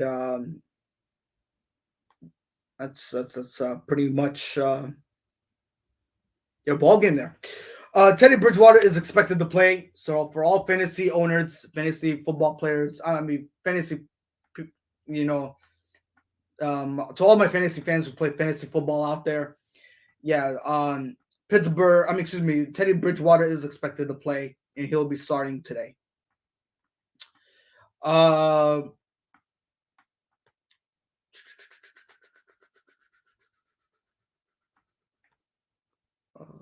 let's see if it is any other injuries that we need to throw out there.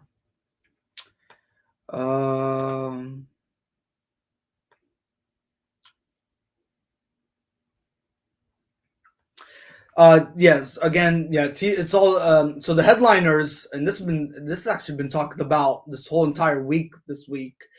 It's the hype going into this game between the Pittsburgh Steelers and the Denver Broncos is all about TJ Watt versus Von Miller, and they're the highlight of the package going into this game this afternoon.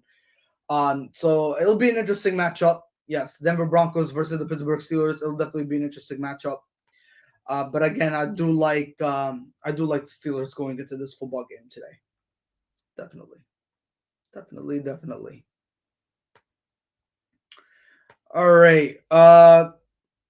I think Javonte Williams is expected to play. Yep. So yeah, well, that's pretty much your injury news and updates from between the Pittsburgh Steelers and the Baltimore. Yeah, and the Denver Broncos. So yes, the Pittsburgh Steelers will find their second victory later on today, and the Denver Broncos will fall to 3-2. 3-2. All right. Score update. Atlanta Falcons are currently leading the New York Jets 17-0 in the second quarter. I think they just scored a touchdown. The score was 10-0 earlier, and they just scored a touchdown. So right now the current score is 17-0 Atlanta. So it looks like the Jets still have not figured out how to win a football game yet. I mean, after they beat the Tennessee Titans last week, Um, it looks like they don't have answers for the Atlanta Falcons so far. So not good, not good. It's not a good look. It's not a good look. I mean, if we can go through this game right now, and uh, Zach Wilson already has 1 for 3 completion attempts, 11 yards, 0 touchdowns, 0 interceptions. Um, and then if you go to Matt Ryan currently, who has 2 touchdowns, 0 interceptions, 13 for 18 completion attempts, and 146 yards through the air. Amazing stuff by the way Atlanta Falcons is running away with this game so far. Kyle Pitts has 1 touchdowns and 5 reception yards for 58 yards. 5 reception, 58 yards, and yeah, they're running away with this game currently right now. 17-0 Atlanta Falcons currently your ball game there, and they're currently being played at London. If anybody is not fully up to par exactly, they are scheduled. Their scheduled game today is in London, England, and they're currently playing there, and it does not look good right now. 17-0 is the score. Your football game there. All right.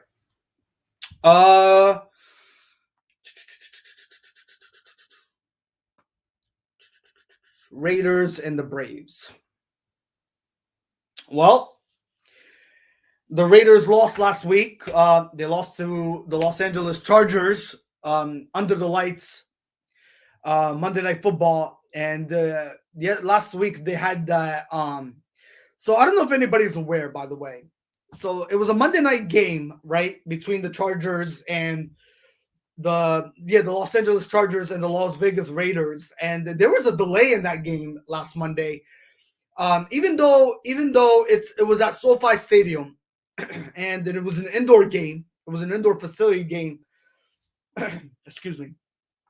They delayed that football game because, if you guys recall, at SoFi Stadium they have those edges, the where I think on the right side on the left side of the stadium, both sides of the stadium there, those two are open, folks. Yeah, they both are opened.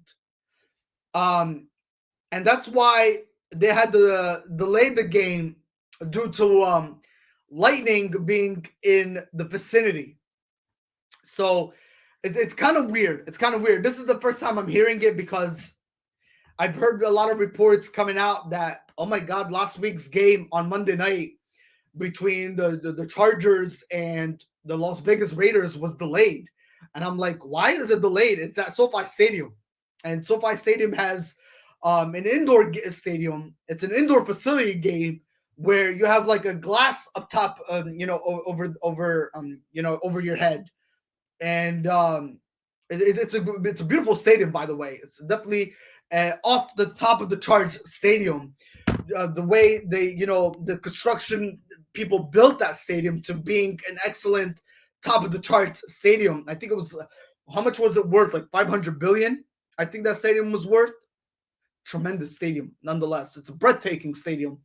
But if you talk about, again, those both sides, the right and left side of the stadium, yeah, they were open, folks, and they delayed the game, because there was lightning in the vicinity, and I started like raising my eyebrows and questioning a lot of people. Why was that game delayed?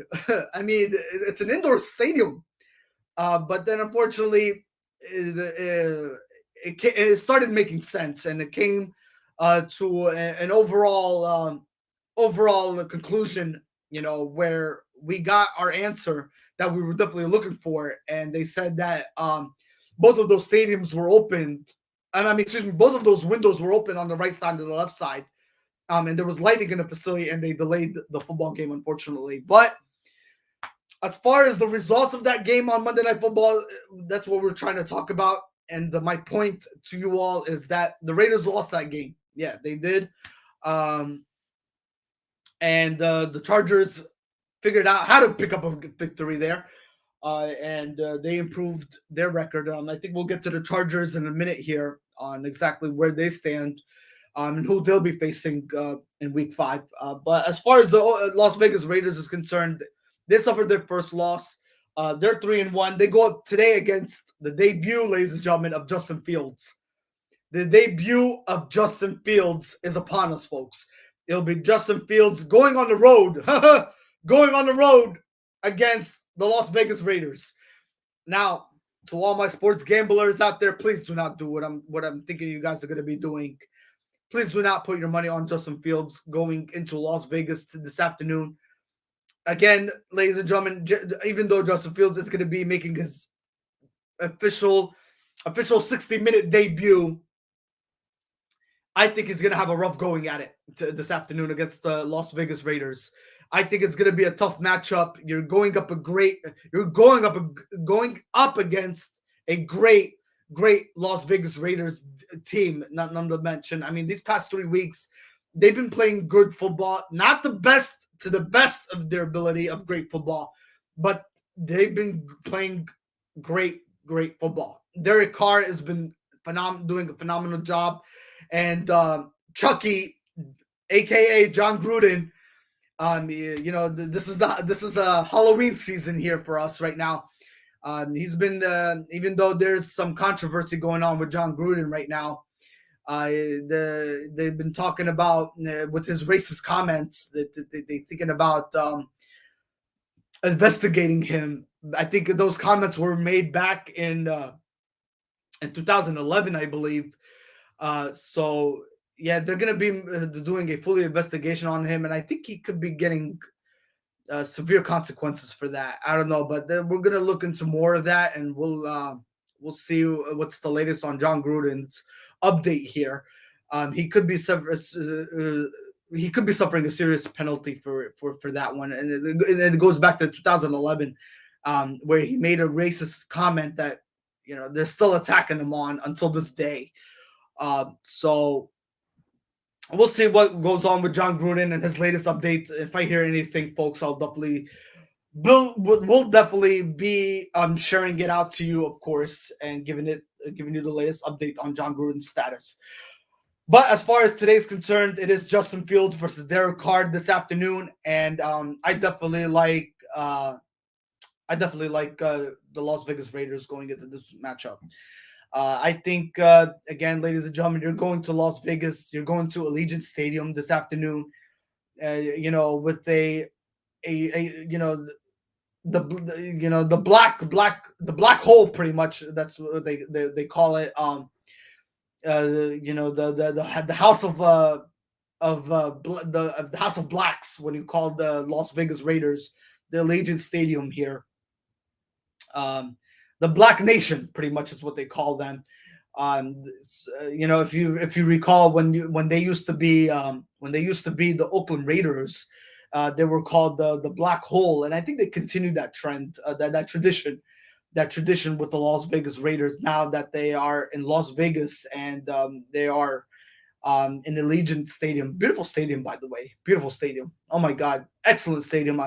I hope to one day be a part of that stadium. Nonetheless, I mean, it's a great environment and awesome piece that they constructed in Las Vegas to get that Las Vegas community not just to be considered as a gambling city now, which it is definitely a gambling city. When you go into Las Vegas and you see all these casinos worldwide.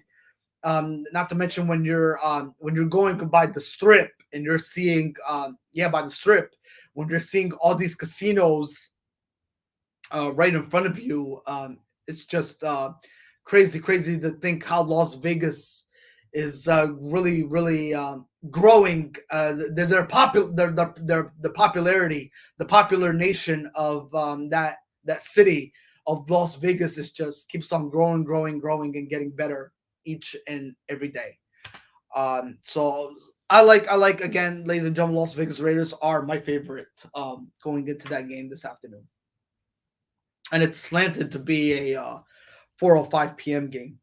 All right, Khalil Mack is expected to play, and ladies and gentlemen, Khalil Mack. He should be thankful for this game, correct?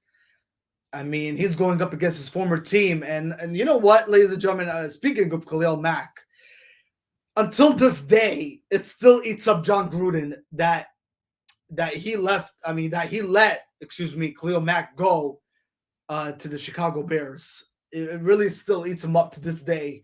That was kind of like not to mention you know a wrongdoing by the Raiders to let your best player like such as Khalil Mack to go and land with the Chicago Bears. I mean, Khalil Mack was a great. I mean, according to John Gruden's quotes, Khalil Mack was a great asset to that Raiders locker room, and he was a great leader and an inspiration to all these young players. Um, Not to mention, so Khalil Mack definitely, ladies and gentlemen, going up against his former team this afternoon. Now he's a member of the Chicago Bears, so he'll be going up against his former team, the Las Vegas Raiders. And we'll see how it trends. We'll see how it falls. We'll see how it goes.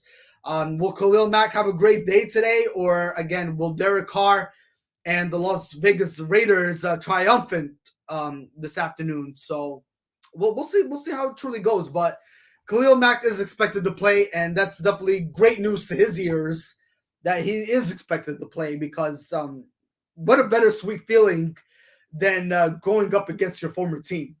Yeah, yeah. All right.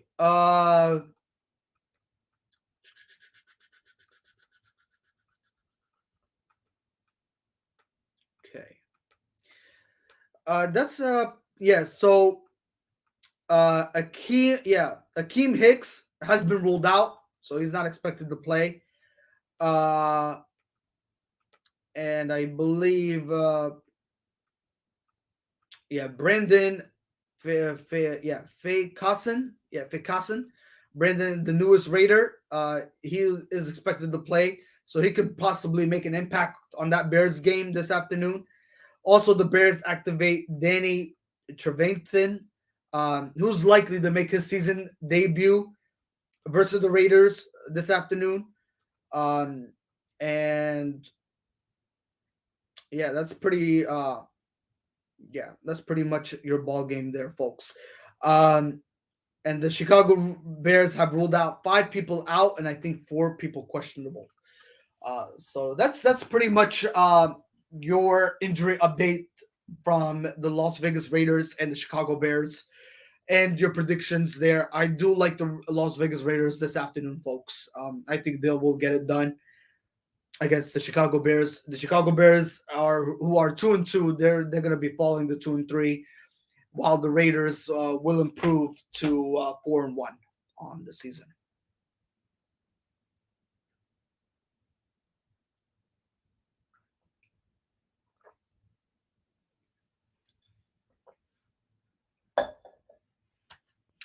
All right.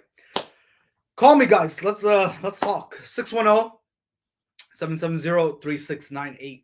Yep, that's 610-770-3698. All right. That way we can get some people here to talk sports on our Sunday morning podcast edition here. Okay.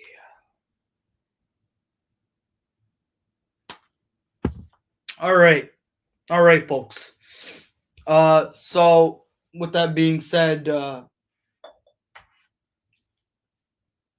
we got more to cover here. Let's give you the latest update on the New York Jets versus the Atlanta Falcons game. Again, that game is being played currently in London. The score right now in the second quarter with 5 minutes remaining left, 17-0 is your football game there right now currently. And the Jets have the ball currently at the Atlanta Falcons 41-yard line. Third and nine.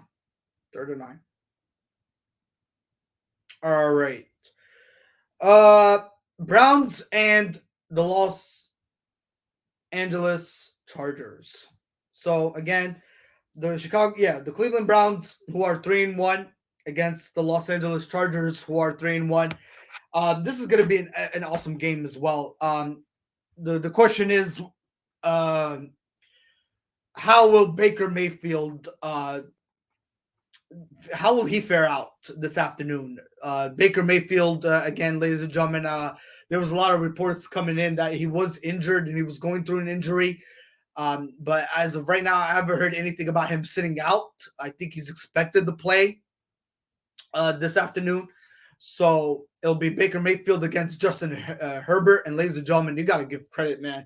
You got to give credit where it's due to that Justin Herbert quarterback who is doing an awesome, phenomenal job for that Chargers team, and just coming through. I mean, he's playing an amazing quarterback style. It's very impressive nonetheless. So I wonder how they're gonna really fare out with the Cleveland Browns this afternoon. It'll be definitely very interesting nonetheless. But it'll be, again, ladies and gentlemen, it will be Cleveland Browns versus the Los Angeles Chargers this afternoon. Now, for my prediction for that game, folks, I definitely love the Chargers in this one, but again, the Browns could continue to become impressive. And again, they're also the second team that could possibly put the NFL on notice. I mean, last year, ladies and gentlemen, they got over that triumphant hump where, yeah, they finally figured out how to make the playoffs after a 20 plus some years on a significant drought that they couldn't make the playoffs. So just getting over that hype and finally accomplishing as an organization, the Cleveland Browns finally accomplished that. And they definitely got over it, and they finally made the playoffs. So awesome stuff nonetheless. They did their part as an organization, and they definitely are trending in the right direction here. And you know what? I mean, a lot of people say this, and don't be surprised by this, folks, that the Cleveland Browns, they could have a legitimate shot down the road to become definitely Super Bowl favorites. They could possibly win a Super Bowl in their franchise organization. I mean, it's incredibly insane, so to speak. But when you have a healthy lineup, and when you have a healthy lineup and a healthy Baker Mayfield, anything is definitely truly impossible nonetheless, folks. And Cleveland's definitely trending in the right direction. I mean, if they win today's game, folks, if they win today, folks, it's pretty much putting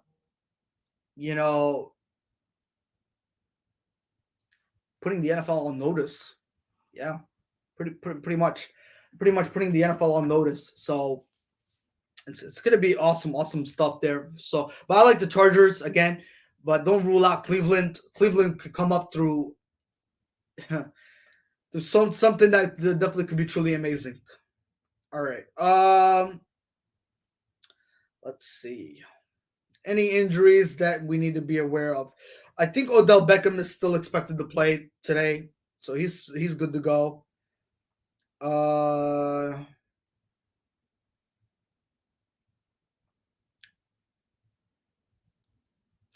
Jedrick. Yeah. So Jedrick Willis Jr., he is out against the Chargers, so he won't be expected to play. So that's reports are just coming in. And also starting left tackle Willis is out versus the Chargers. Linebacker Walker, he'll be back, of course, so he'll be starting. He'll be in the lineup this afternoon. And Myles Garrett is questionable, but he does expect to fully play. So Myles Garrett is good to go, but he's currently questionable. Okay, yeah, that's pretty much it, folks. So again, the game is at SoFi Stadium, and that's why I do pick the Los Angeles Chargers to win that game today. But again, anything in the NFL is possible, folks. Anything could happen right in front of our eyes. Uh, so we'll definitely see how it truly unfolds this afternoon, folks. So yeah, we'll see. Again, Cleveland Browns, ladies and gentlemen, could raise a lot of eyebrows, and they could definitely put again the National Football League on notice, definitely, ladies and gentlemen, and they could do it in great fashion, or they could do it in a 50-50 fashion. But we'll see. We'll see. I mean, this is a game definitely to watch, though. Of course, it is, and we'll see where it goes from there. But I do like the Chargers in this matchup this afternoon. All right.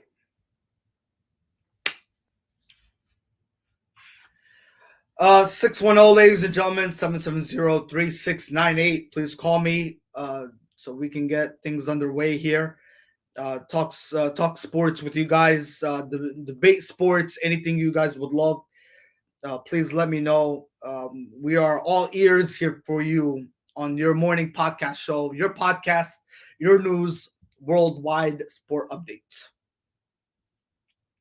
All right. Let's give you a scoring update here. Currently in the second quarter with 2 minutes remaining before halftime. Let's see. Yeah. Before halftime. Second quarter, 2 minutes and 14 seconds remaining. Currently, the Falcons are leading the New York Football Jets 17-3 in that football game. All right. So 17-3 is your score in that football game. Currently, the Falcons are leading 17-3. All right. We did go over the Giants and Cowboys again, ladies and gentlemen. I do like the Cowboys going into today's matchup. So we'll see how that fares out. Let's talk 49ers and Cardinals. Ladies and gentlemen, this game is you're going against the only undefeated team that's standing left in the NFL. 4-0 Cardinals versus the 2-2 San Francisco 49ers. So reports have been coming in all week that Jimmy Garoppolo cannot go in today's game. So unfortunately, it will be Trey Lance making his debut, and I kind of don't like it. I really don't. At the same time, I think it's really good, though, but for the 49ers to see what Trey Lance is all about. But at the same time, I just don't like how that matchup is being played, like how that card is being set up this afternoon. It's a 4 p.m. game, 4 o'clock game, but I just don't like the way this card is being set up. I mean, it's good news for the 49ers to see Trey Lance and to study what he's all about. Going up against this Cardinals team that is playing great football right now. Awesome job to start for the first 4 weeks undefeated. It's just so tremendous. Not to mention, and I think, ladies and gentlemen, I hate to say this, but the Cardinals could be looking at a 5-0 start. Yeah, I like the Cardinals a lot going into this afternoon's matchup.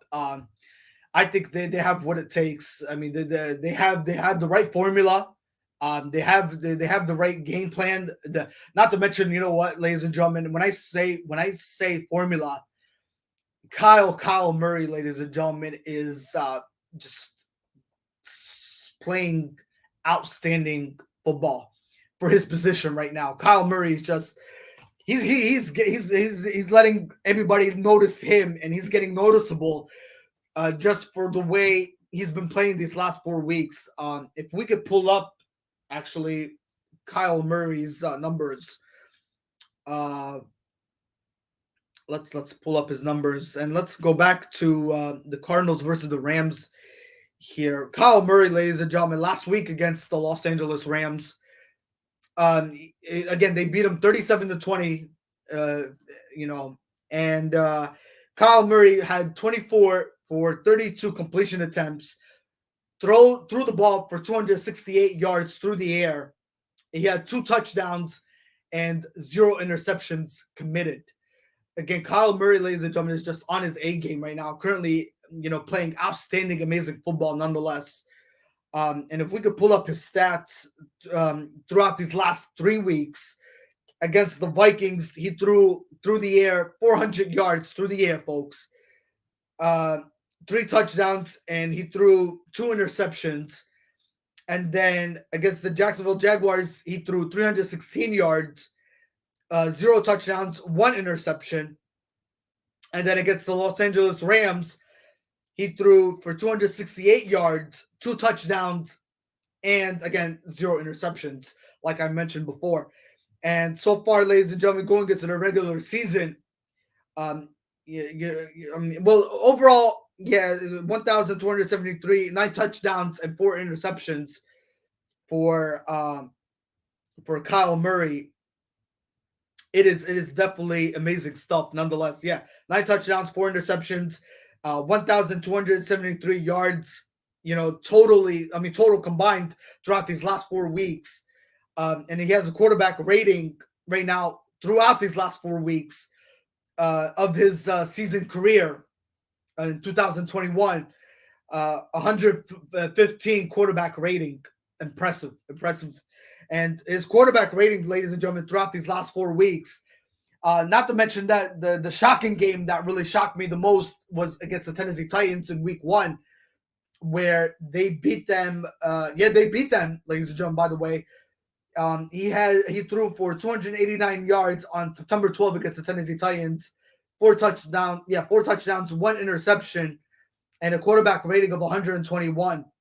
And then again against the Vikings, he had a quarterback rating of 117 with 3 touchdowns, again 2 interceptions, and a quarterback rating against the Jaguars 93.1. He had 1 interception but no touchdowns against the Jaguars in that game. And then he had a quarterback rating against the Rams of 120.3. That guy is just playing great football nonetheless so far going in the first 4 weeks of the regular season. And I think he's going to continue the hot streak going into today against that San Francisco 49ers team. Even though, ladies and gentlemen, I don't like the card for Trey Lance. I mean, even though he's going to make his 60-minute season debut this afternoon, you're going up against a great Cardinals team. And I think the Cardinals are just going to continue that trend moving forward. And it's kind of shocking to see the Cardinals, to where they at right now, to see them where they at a 4-0 start to potentially going to 5-0 after today's game. So it's awesome stuff nonetheless. So crazy stuff, so to speak, by how in general the Arizona Cardinals are playing great football out on the West Coast. And not to mention today's game is at home. So they're not going anywhere. They got home field advantage. And it's looking really great for the Arizona Cardinals this afternoon to pick up their 5th straight victory. Injuries. Let's see if there's any injuries.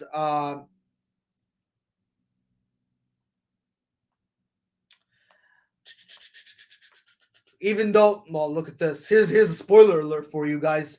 The Madden video game predicts that Trey Lance and the 49ers beat the Arizona Cardinals this afternoon, 26-13. I mean, it's a video game, but anything is possible. I mean, hopefully, guys, look, I'm not going to take away anything away from the San Francisco 49ers and Trey Lance. I hope they have a great game today. And hopefully Trey Lance prevails. You would love to see how Trey Lance does overcome all these obstacles right in front of him. And I mean, he's going to go through a lot of jitters and a lot of nervousness and a lot of bugs in him. But ladies and gentlemen, I think it's possible that he could possibly overcome this, and maybe he could snatch a victory against the Cardinals. Who knows? But we'll definitely truly see this afternoon. So again, All pro tight end George Kittle. He's on IR, so he's out for the game. He's not expected to play. Uh, so yeah, George Kittle is out, and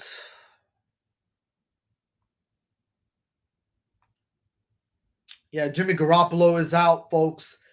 Uh, so that's pretty much your injury report coming in from San Francisco 49ers and um, the Arizona Cardinals. So yeah,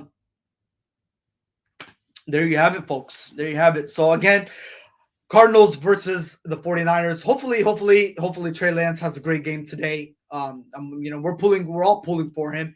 And the 49ers are also the 49ers nation are also pulling for him that he does great this afternoon and he prevails. He prevails against this dominating, impressive Cardinals team that is seeking 5-0 record, which will be something very, very impressive to do, as you guys are pretty much only the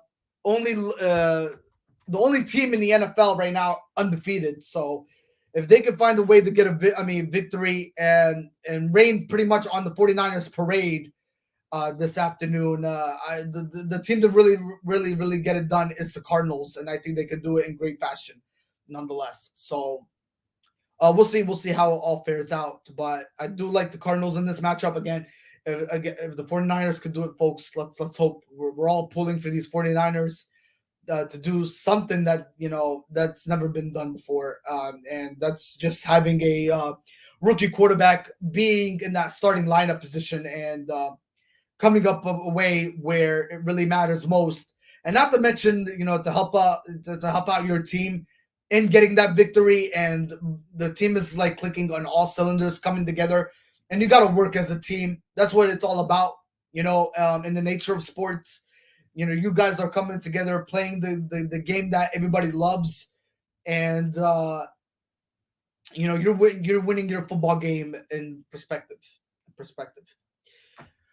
All right.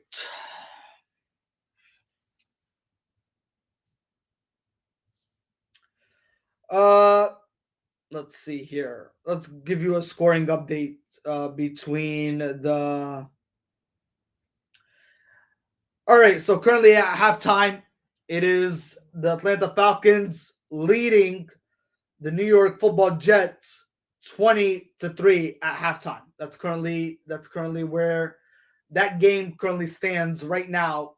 20-3 Atlanta Falcons. That's your halftime score. Um, shocking that Matt Ryan and the Falcons are really coming away with this game at London.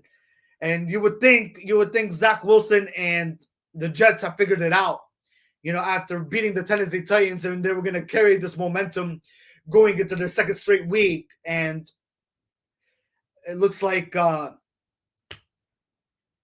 they just have no answer for that Falcons team right now.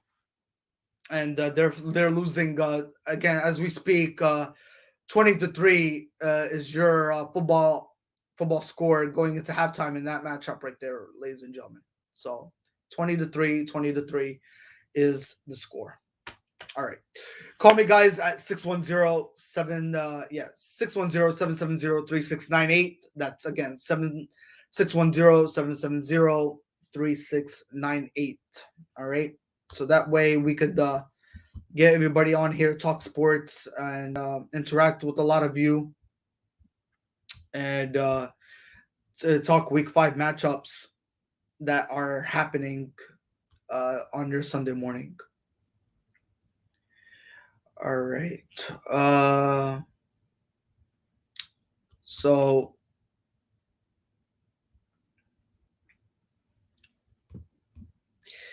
yeah.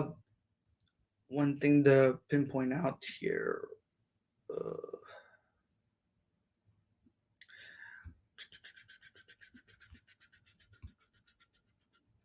Okay, so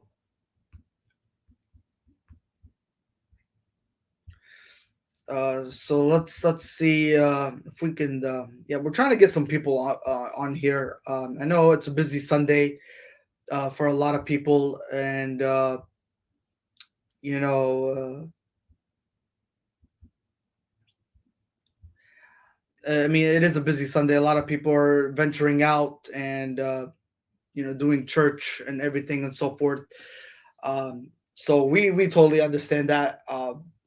So we're doing the best we can, but again, ladies and gentlemen, it is gonna this is also gonna be recorded. You could watch the recorded, and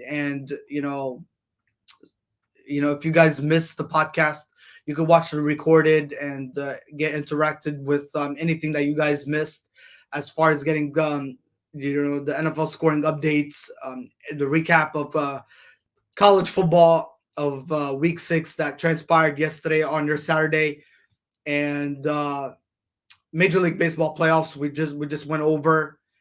So this is what we do, ladies and gentlemen. This is what we're committed to. So yeah, this is what it's all about, folks. This is what it's all about. We are committed. We are dedicated to giving you guys up to date sports news. That's happening around the world of our sports generation, nonetheless. Uh, so let's see what else could we go over. Okay, so we got two more games to go over here. So the blockbuster game of the night that's actually going to be tonight, and I am definitely excited about this game tonight, folks. I am definitely excited about this game tonight. The Buffalo Bills versus the Kansas City Chiefs. Ladies and gentlemen, this game is gonna be a blockbuster heck of a game. A blockbuster heck of a game. Not only is it a blockbuster heck of a game on this Sunday night, you're talking a rematch. You're talking a rematch from last year in the playoffs, where Buffalo Bills, ladies and gentlemen, were this close. We're this close to itching and locking up a Super Bowl berth against the Tampa Bay Buccaneers. They were this so inch close to representing the Super Bowl against Tom Brady and the Tampa Bay Buccaneers, but they lost. They lost to Kansas City. Now, what goes different going into this game tonight is the defense for the Kansas City Chiefs. It is horrible. It is horrible. It needs to be addressed. I'm still clueless, but I mean, not really clueless, because again, that Kansas City Chiefs offense is the one that they really relied on the most last week in beating the Philadelphia Eagles. So they relied really most on the Philadelphia Eagles last week in Kansas City prevailing. And then I think it was like it was a close. I mean, not very close game. I mean, Philadelphia Eagles didn't find their rhythm until the second half, but the Kansas City Chiefs beat them 42-31, I think it was, or something. But it was all about Patrick Mahomes and that offense last week, ladies and gentlemen. And again, that defense, again, letting the Philadelphia Eagles score 31 points raises eyebrows.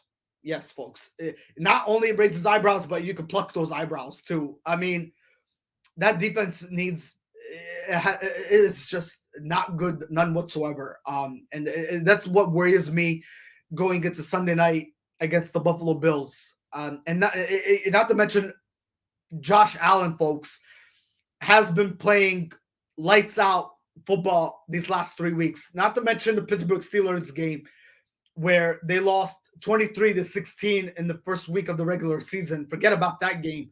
But I'm talking about the last 3 previous weeks, where Josh Allen has been putting nothing but 30-plus points in that game, folks. And it is just tremendous stuff on this Buffalo Bills team. Not to mention, they beat last week the Houston Texans 40-0. 40-0, folks. And then they beat the Miami Dolphins 35-0 it was. Yeah, 35-0. Oh my God. Oh my God. I mean, even though they're not that so much. We're not hyping the Buffalo Bills with those big, these small teams that they've beaten. But folks, the Buffalo Bills just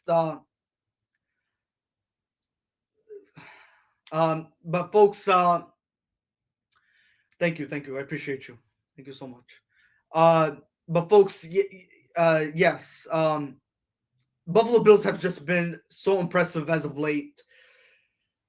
Each and every week they've been nonstop to putting 30 plus some points up on the board, and it's ridiculous. It is definitely ridiculous, folks. And I think going into tonight's matchup against the Kansas City Chiefs, I like Buffalo. I like Buffalo so much. Let's pull up currently where they're at right now. Buffalo is currently 3-1, and the Kansas City Chiefs are 2-2.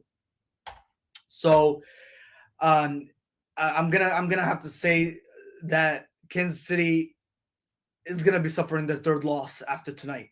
Yeah, I definitely like Buffalo, and the way they're on the rampage, folks. They're playing lights out football each and every day, and it's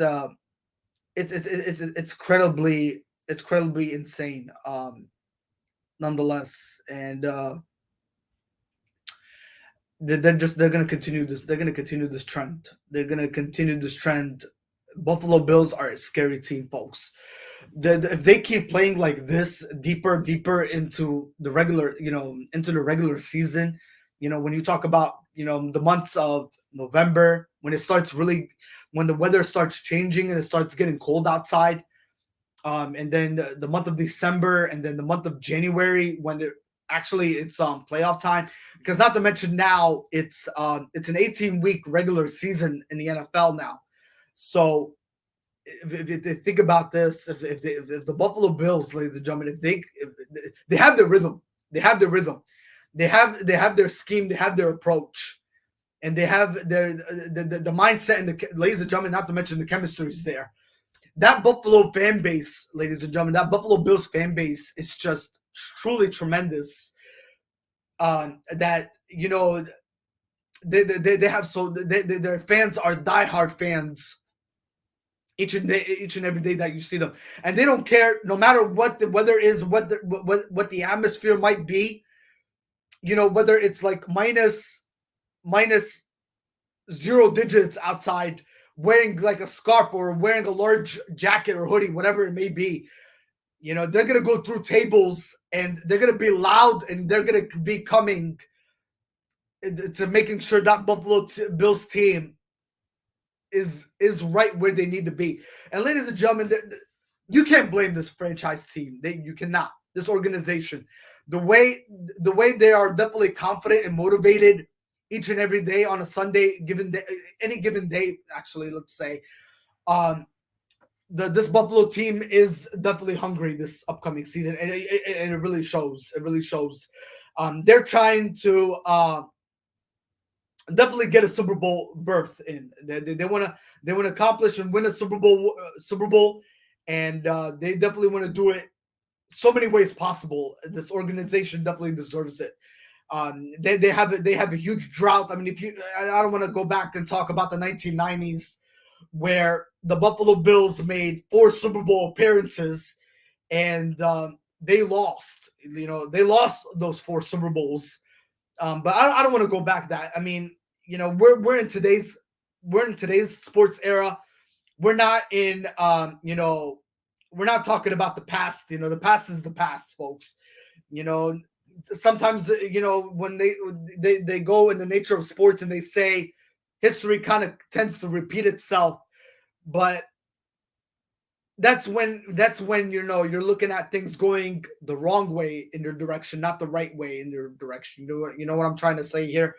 But right now, the Buffalo Bills are definitely trying to find this going in the right direction. Okay. and they definitely want to accomplish. They definitely want to accomplish a Super Bowl. Nonetheless, they definitely want to accomplish a Super Bowl title, and that organization definitely deserves it after just coming up really this inch close last year at the hands of the Kansas City Chiefs. And ladies and gentlemen, the Kansas City Chiefs last year had a lot of things going great for them, but going into this year, their defense is just horrible, horrible right now. I don't know how the heck. Again, I mean, well, we already know how the heck they prevailed last week against the Philadelphia Eagles. Just depending on that Kansas City Chiefs offense, and congratulating Andy Reid, who got his 100th victory. Again, congratulations, Andy Reid. Hopefully, you're listening to this podcast, my friend. A great utmost respect to you for getting your 100th victory with two teams, with the Philadelphia Eagles and with the Kansas City franchise organization. And he did it against his former team last week. But again, I'm a little bit puzzled how that Chiefs team came away with the victory, let alone that defense, giving up 30 some points. I mean, against the Eagles. Just that goes and shows you that Kansas City Chiefs defense is not gonna fare, and it's not gonna look pretty going into tonight's matchup against the Buffalo Bills. It's not gonna look good. I like Buffalo. I really do like Buffalo going into this game.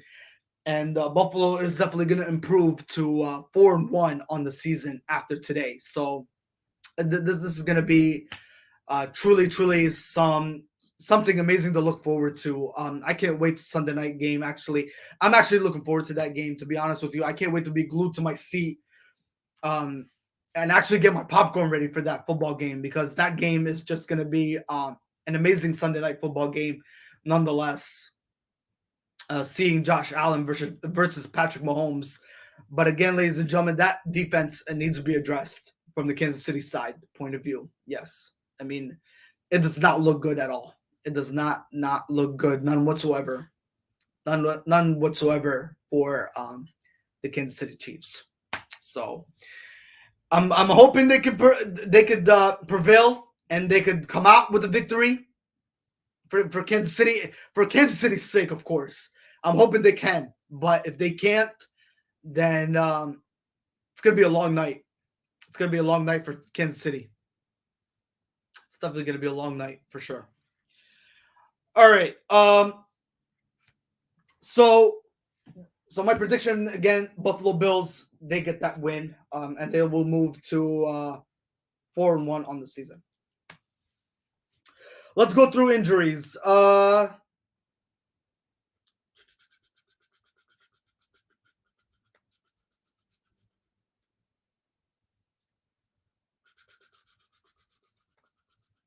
Okay, so Willie Gay Jr. is expected to play, so he'll be active. So he'll be ready to fully go tonight.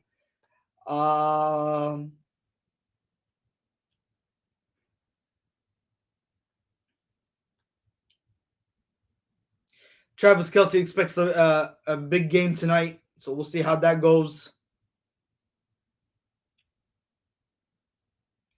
Chris Jones is reportedly improving. He'll be a game time decision. So we'll see how it goes for Chris Jones, if he can play or not. Josh Gordon is officially active, and he's on the 53-man roster. So Josh Gordon will be making his debut tonight against the Buffalo Bills. So yeah, he's a new acquisition to the Kansas City Chiefs. So we'll see how that goes. So yeah, that's pretty much it right there, folks. So Josh Gordon will be making his debut, the new acquisition for the Kansas City Chiefs. Chris Jones will be a game time decision. We'll see how that if he'll be able to go or not. And again, it's all about Buffalo versus Kansas City, ladies and gentlemen, tonight. And we'll see how it truly folds. How it truly folds and prevails in your Sunday night matchup between the Buffalo Bills and the Kansas City Chiefs. So again, to all my Buffalo Bills Nation fans out there that are listening in, this is going to be a great night. This is going to be a great night. So I know a lot of people are going to be with their family gatherings, with their getting enjoying a great Sunday night. Getting that hot chocolate, maybe that popcorn, whatever it may be, and just watching a great epic matchup tonight unfolding right in front of our eyes between the Buffalo Bills and the Kansas City Chiefs. And not to mention, ladies and gentlemen, that game is in Kansas City. That game is in Arrowhead. And it's tough to play there. It's tough to play at Arrowhead Stadium. It really is. I mean, especially with that sold out crowd. But I'll tell you what, if anybody out there could do it in beating that Kansas City Chiefs team, and we've seen it before, folks. The New England Patriots have done it in the past during cold weather temperatures where they go to Arrowhead Stadium and the temperature was like below 20 degrees, and that was during what Tom Brady's era time in New England, where they did go to Arrowhead Stadium and New England Patriots knocked off the Kansas City Chiefs from even going to the Super Bowl for clinching a Super Bowl berth, and Patriots and the New England Patriots, Patriots and Bill Belichick got it done at Arrowhead, and they knocked off the Kansas City Chiefs team. So if any team out there, again, if they could do it, I mean, it's not. I'm not saying it's not possible to win a game at Arrowhead. It's definitely possible. I think the Buffalo Bills have that legitimate chance, legitimate shot to possibly get it done Sunday night, folks. I mean, they have all the tools. They have all the ingredients. They have all the playmakers.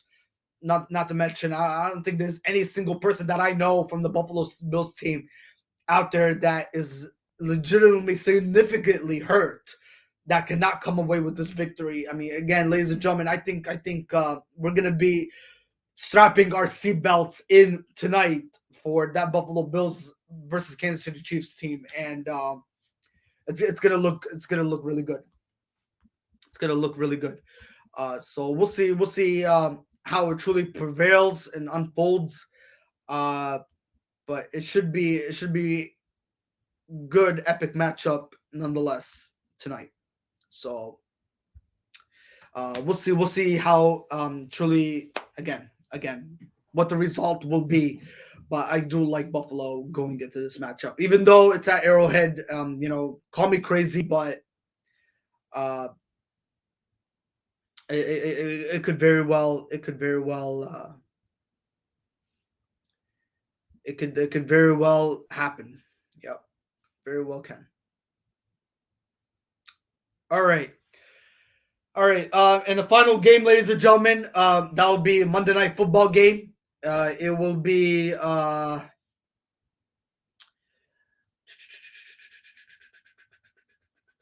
Colts versus the Ravens. So that will be Monday Night Football. Carson Wentz against Lamar Jackson.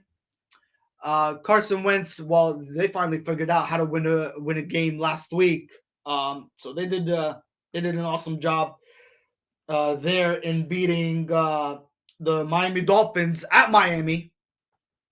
So yeah, they went to Hard Rock Stadium last week, and they beat the Miami Dolphins 27-17 in that game. And Carson Wentz had a great game. I think he did an awesome job in beating that Dolphins team on the road, especially, and they picked up their first victory. So right now, I believe the Colts are 1-3 on the season right now, and the Baltimore Ravens are 3-1.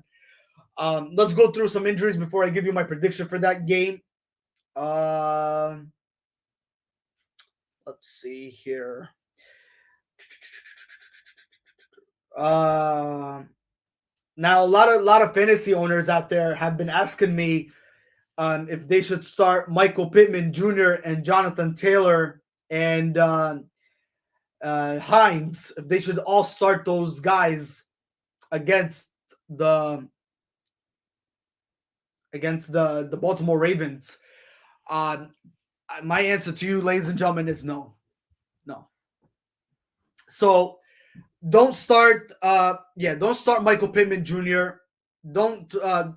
Actually, don't put Michael Pittman Jr. in your fantasy, folks. Don't put Jonathan Taylor in your fantasy, and don't put Hines in your fantasy either. I mean, they're going up against a great Ravens defense, and that Ravens defense, ladies and gentlemen, the way they played against Kansas City and the way they played against the Denver Broncos is just, I think they're going to give a nightmarish game to the Indianapolis Colts. So it's not going to look good. It's not going to look good. All right, especially for the Indianapolis Colts.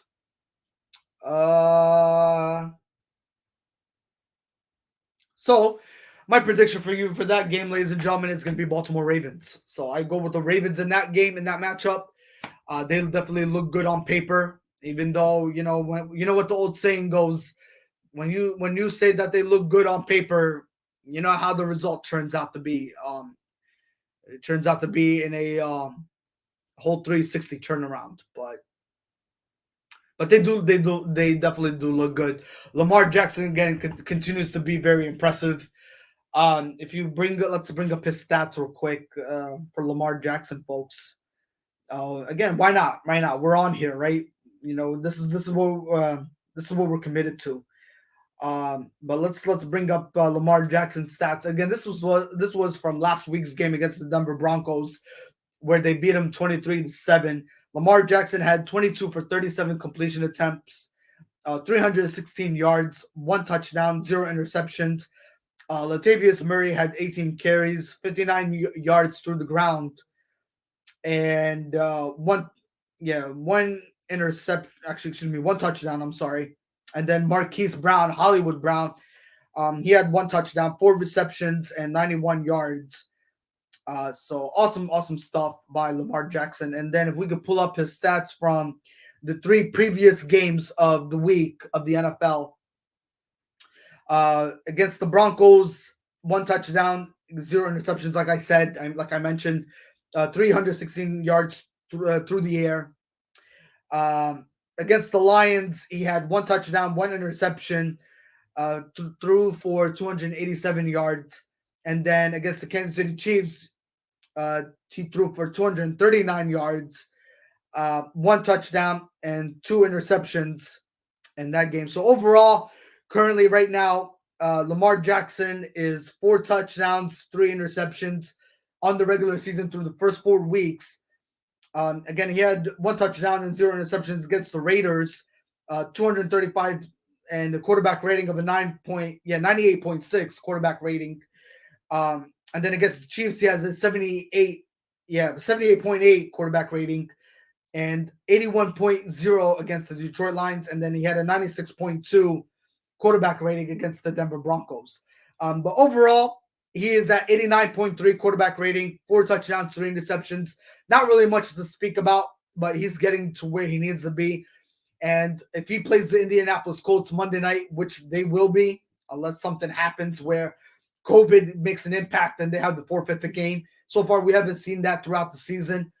But I think Lamar Jackson will continue that trend moving forward, and they will prevail under the lights Monday night against the Indianapolis Colts. So, I mean, his overall career for Lamar Jackson is really nothing to be ashamed of. He has 72 touchdowns, 21 interceptions, and a quarterback rating of 101.1. So awesome stuff nonetheless by Lamar Jackson. His great performance throughout his pretty much his 4-year career.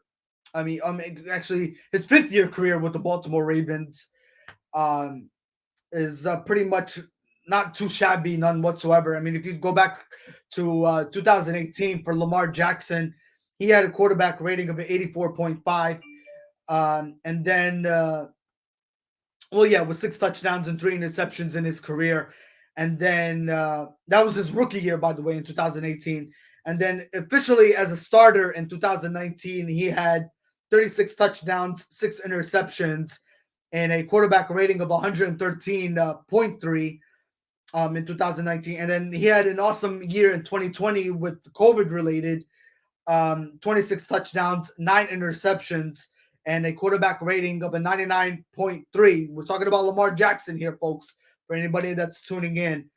And then also, so far going into the season, 4 touchdowns and 3 interceptions with a quarterback rating of 89.3. So awesome stuff for Lamar Jackson, folks. He continues to trend in the right direction and continues to prevail where he needs to be as an elite quarterback. So I gave you my week 5 predictions, ladies and gentlemen. I gave you my analysis. What an awesome show, ladies and gentlemen, that we are definitely experiencing with you all tonight. This morning here on your Sunday podcast edition. And I'm really glad for everybody to be a part of it. You guys are tremendously awesome, great audience. I mean, we had a little bit of a few audience here and there, not much of audience, so to speak. Again, everybody has their busy Sunday, and I can understand that. We all can understand that. This week has been nothing but busy for everybody. And this is our show. This is what we're committed to, ladies and gentlemen. Friday, Saturday, and Sunday, ladies and gentlemen. Friday, 7 p.m. to 11 p.m. This podcast will truly happen. We will give you up-to-date news information that are happening around the world of sports. And on Friday, ladies and gentlemen, on the next Friday, folks. Actually, this upcoming Friday. We're already into Sunday now. I will be recapping week 5 of the NFL. We'll be going through all the games that transpired on Sunday and Monday of week 5. And then we'll talk about some injuries that impacted throughout the whole week and what impacted week 5. And then we'll talk preview of college football week 7. We'll talk about week 7. And we'll talk more Major League Baseball playoffs. That's for sure. And we will talk NBA games as NBA gets closer and closer to the NBA regular season. Not to mention the NHL hockey is also getting close to hockey season. All those guys, ladies and gentlemen, are really close at our fingertips to the season pretty much getting underway. So lots to talk about, ladies and gentlemen. Lots to go over. And we're definitely here for you. We're definitely committed to this, and we're doing the best we can to delivering that information each and every day. Constantly, no doubt about it. It's all based off research, commitment, dedication, time. Time, being a major factor management wise and so forth. But this is what our podcast is all about. Worldwide Sport Update, folks. Your podcast, your news. We have the latest for you, nonetheless. All right, so this is truly what we're here for, and we're definitely are committed and dedicated to bringing to you guys what really needs to be delivered. Again, when it comes to the NFL, when it comes to college, when it comes to the NBA, when it comes to National Hockey League, and when it comes to the Major League Baseball. So we are definitely committed, folks.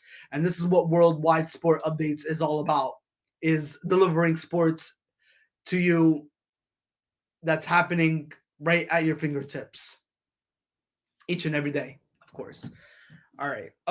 So let's give you a scoring update between the Jets and the Falcons. Where are they currently right now? Let's see here. Okay. So right now, currently, they are in the third quarter with 7 minutes and 25 seconds remaining. The score is currently 20-9.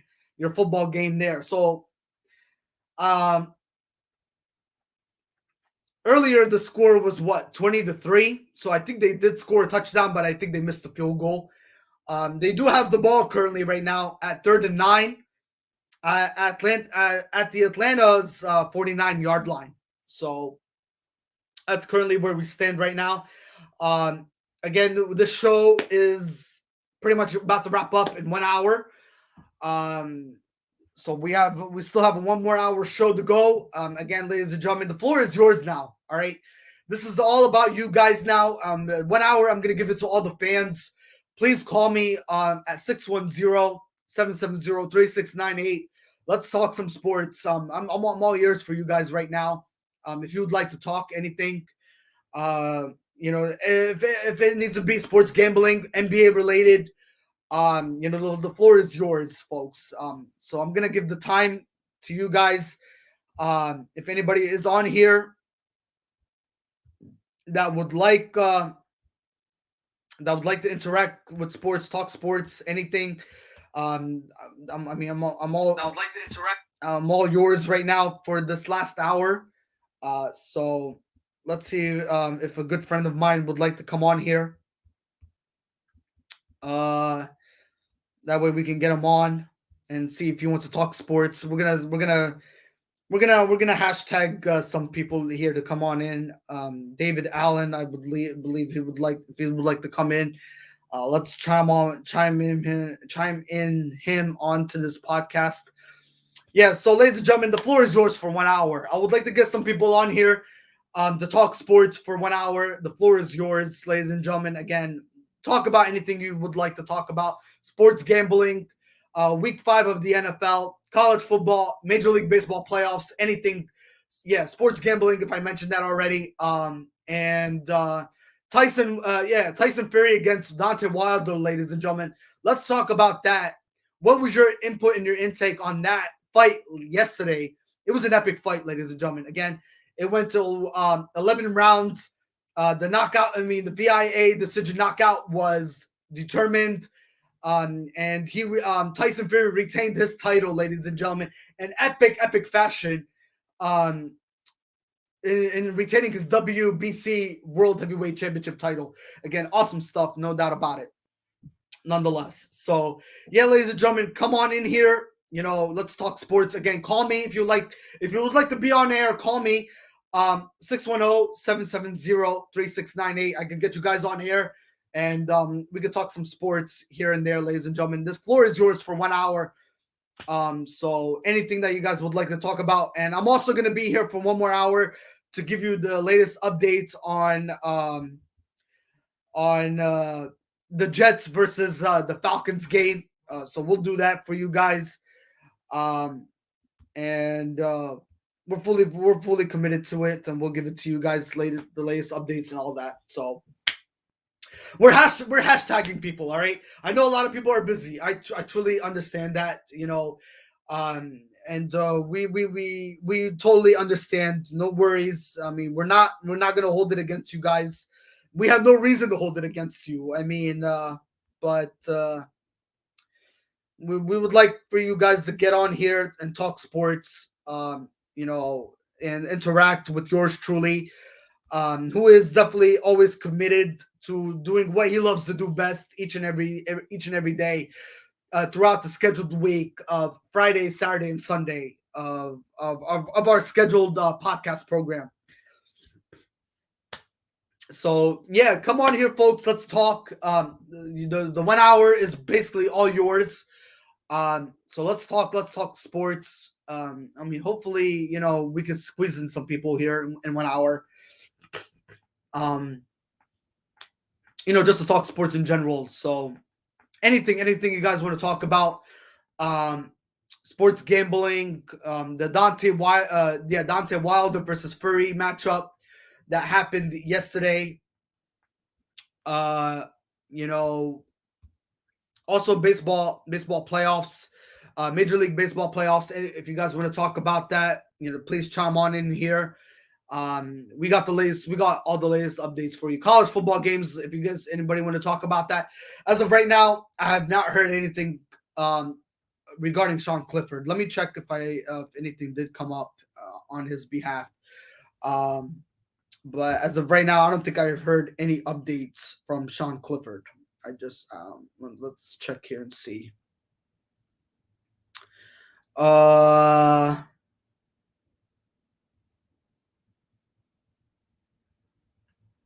Yeah, as of right now, nothing. I don't see anything out of the ordinary.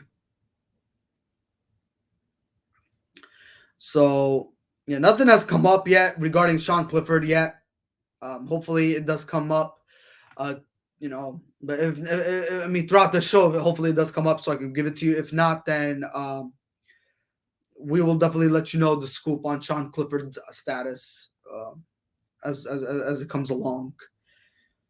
All right. So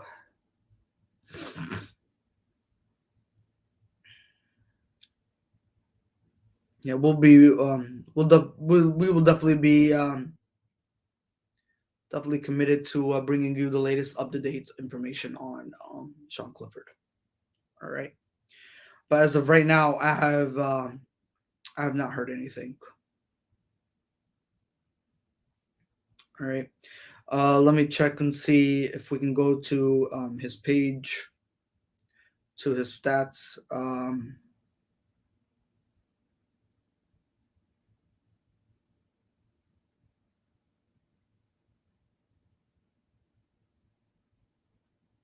So yeah, as of right now, there is just yeah, no latest reports on Sean Clifford yet. All right. So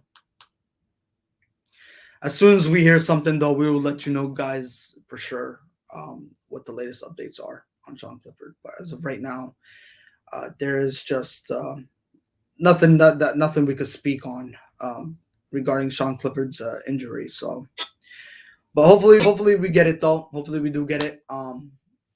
And we'll let you guys know. All right.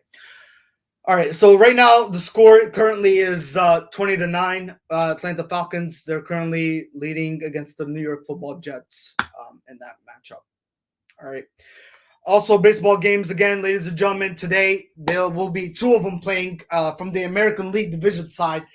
It will be the Tampa Bay Rays versus the Boston Red Sox. That game is scheduled for 4 p.m. today. And then you have the late game between the Houston Astros versus the Chicago White Sox. And right now, the Astros are leading that series 2-0. And the other game between the Rays and the Red Sox, that game right now, the series is tied 1 apiece. Yeah. All right. So to all the people that I'm tagging, ladies and gentlemen, hopefully you can come on here. The floor is yours, so we can talk sports for 1 hour. If not, I understand. No worries. This is again. This will be a recorded podcast. Once is over and done with. Again, ladies and gentlemen, this is what I am here, fully committed to you guys each and every day, to bringing sports day in and day out. And this is what Worldwide Sport Updates is all about, folks. Just giving out, breaking up-to-date news information that's happening around the world of sports, and just delivering it to you the best to our ability, of course. And that's our commitment and dedication to all the sports fans out there across the nation that are listening in and tuning in. One other person I could probably tag on here to come in, talk sports. Let's see. Another good friend of mine. Let's see. Who else could I bring on here?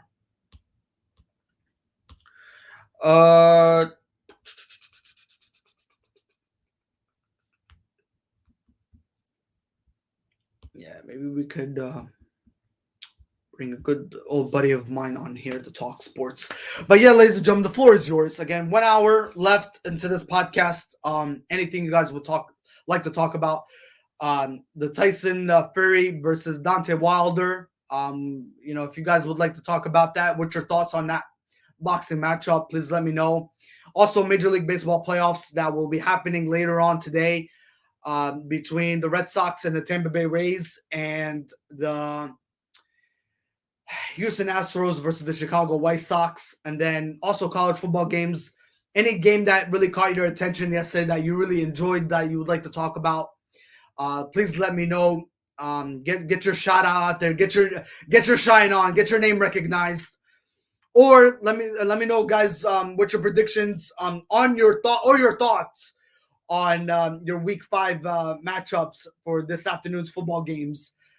As we did go over the predictions, as we did go over what's expected for today's games, and pretty much all those, that are going to happen across the NFL today. Again, we did talk about the Dallas Cowboys and the New York Football Giants. That's going to be an epic matchup going on later this afternoon. We did talk about the Philadelphia Eagles and the Carolina Panthers. Again, the great epic matchup later on tonight between the Buffalo Bills and the Kansas City Chiefs. And then tomorrow night, the Monday night game, it will be between the Indianapolis Colts and the Baltimore Ravens. So, yeah, ladies and gentlemen, get on here. The floor is yours for this hour. Let me know what you guys think, what you guys would like to talk about. Let me know. Let me know. Get your voices heard. Get your shine on, pretty much. So you guys got to get yourself a little bit recognized here and there. So if anything, ladies and gentlemen, let me know. We're all ears for you. No doubt about it. No doubt about it. All right. We are all ears for you. So let me know what you guys think, and all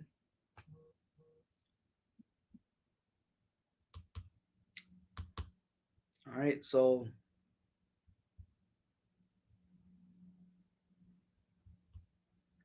yeah, let me know what you guys think.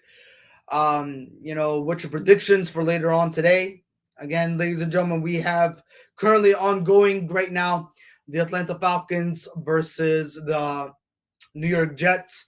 That game currently is right now, I believe, 20-9 as we speak in the third quarter, with 2 minutes left remaining. So they're about to go into the fourth quarter right now here. The Jets have the ball at the New York Jets. Actually, they're at their own 25-yard line. So yeah, so we'll see. We'll see. We'll see if the Jets can make this game very interesting. But other games again that are going to be happening, folks, around the NFL. Pittsburgh Steelers versus the Denver Broncos later on. Minnesota Vikings versus the Detroit Lions. Jaguars versus the Tennessee Titans. Carolina Panthers versus the Philadelphia Eagles. The Chargers versus the Cleveland Browns. Houston Texans versus the New England Patriots. The Raiders versus the Chicago Bears. Washington Football Team versus the New Orleans Saints. The Cardinals versus the 49ers. And then you got your Bengals versus the Green Bay Packers. And then you got the Dallas Cowboys versus the New York Football Giants. And then you got the Tampa Bay Buccaneers versus the Miami Dolphins. And you got the Kansas City Chiefs versus the Buffalo Bills. So all those games are scheduled for your Sunday matchup later this afternoon. Into this evening, of course. All right. So, again, the phone number is 610-770-3698. Now, if we don't get anybody, which doesn't look like we might get anybody, we might close out early. So that way everybody could, enjoy the rest of their Sunday and enjoy the football games that are going to be transpiring. Again, we say it's a 4-hour show, but sometimes it could be ending early than expected. Because when you don't have a lot to say and you don't have a lot to talk about, you really want to end up early, and just go about your the rest of your day pretty much. And not to mention, I missed out on coffee, so I really, I really want to go out there and buy coffee after I'm done with this podcast. So I woke up really late this morning. The podcast was scheduled to be at 8 o'clock, and we had a late start. But again, my apologies on that, ladies and gentlemen. This is what happens when when the clock doesn't ring in the morning, and you don't even set your alarm clock, and you miss out on the clock, and this is what truly happens. You're late for your first official full week of your podcast, and it's not a good impression. It's not a good impression, but hopefully we made the best of it, though. We made the best of it throughout 3 hours and some change into this podcast, and hopefully we gave everything we needed to be delivered to you guys, and we did the best to our ability to bring that to our deepest out of our hearts, and our passion and our love for the nature of our sports. That we truly, truly, truly, truly love each and every day. So I am here for you guys though. I am definitely here for you for these next couple minutes. So before we wrap things up. Um and let's see, now that we actually really have not really much else to talk about, we're gonna throw some NBA games out there. That did happen yesterday, preseason games. Now, the official regular season doesn't start until October 19th. And the official regular season will be again, I think it will kick off with the Milwaukee Bucks versus the Brooklyn Nets. I think that's our official first game on October 19th to kick off the regular season. So it'll be against the Brooklyn Nets versus the defending NBA champions, the Milwaukee Bucks. All right, but there's NBA games that happened yesterday, and we have some games that are happening today. So let's go over the games that happened yesterday. We'll go through them one by one for you. Let's see here. Now, what's today? October 10th, right? Yeah. So we're trying to avoid that. So yesterday, here's your basketball matchups that occurred. Here are the results. Yesterday, your final score between the Boston Celtics and the Toronto Raptors. Boston Celtics edged out the Raptors 113 to 111. And then you had the New York Knicks. Again, Derrick Rose had a hell of a game yesterday, ladies and gentlemen. Hell of a game against the Washington Wizards. He beat the Washington Wizards 117 to 99. Speaking of Derrick Rose, folks, let's pull up his stats. I think he played 19 minutes on the court. Yep, on the court. He played 19 minutes of basketball. He had 4 rebounds, 8 assists, and 15 points overall in general. So great performance by Derrick Rose. He really outshined and came through clutch moments. RJ Barrett, ladies and gentlemen, he played the 31 minutes of basketball. He had 1 rebound, 4 assists, and 18 points. Toppin, he played 28 minutes of basketball, 8 rebounds, 1 assist, and 13 points. And Gibson had 22. He played 22 minutes of basketball, 6 rebounds, and 8 points. Fournier played for 25 minutes of basketball, 14 points distributed, 2 rebounds, and 2 assists. Kemba Walker played 21 minutes of basketball, 4 rebounds, 4 assists, and 6 points overall in general. So awesome job by the New York Knicks, and they played some outstanding basketball, beating the Washington Wizards, and they actually improved their record to 2-0 on the season. So the New York Knicks beat them 117 to 99. Awesome job there. Also, the Atlanta Hawks came up with a victory in a close fashion game too. They beat the Grizzlies 91 to 87. That was your overall game there. So awesome job. Congratulations to the Atlanta Hawks overall in general. Today's games, we have some NBA games going on today. San Antonio Spurs are scheduled to play the Orlando Magic at 6 p.m. Eastern Time. The Chicago Bulls are scheduled to play the Cleveland Cavaliers at 7 p.m. Eastern Time. The Oklahoma City Thunder are scheduled to play the Milwaukee Bucks at 7:30 p.m. Eastern Time. And here are your late games for tonight. It will be the Phoenix Suns versus the Los Angeles Lakers, who are actually trying to find out how to win a game here in preseason. They're scheduled to play at 10 p.m. Eastern Time. So that's your games for today for the NBA preseason matchups. So it's going to be a fun one. Let's go over NHL games before we even wrap up this podcast session. We had some games going on yesterday. The Wild lost to the Blackhawks 5-1, and the Oilers beat Cancun 3-2 yesterday in your NHL preseason matchup, and also the Ducks beat the Kings in your final. Uh, I think this one actually went to sudden death. I believe it did go to overtime. Yeah, so a shooting out session, I believe. So Ducks beat the Kings 4-3 in that one. So today's matchups, I believe we don't even have any preseason matchups from the NHL hockey side today, but they are games scheduled for Tuesday, October 12th. It will be the Penguins versus the Tampa Bay Lightning at 7:30 p.m. And then you got Seattle Kraken, who are the new organization to the NHL hockey. They officially made their debut during the offseason. So Seattle Kraken, they will be playing on Tuesday, October 12th against the Golden Knights. That game is scheduled to be at 10 o'clock p.m. Eastern. All right, so that's pretty much your hockey sports right there, folks.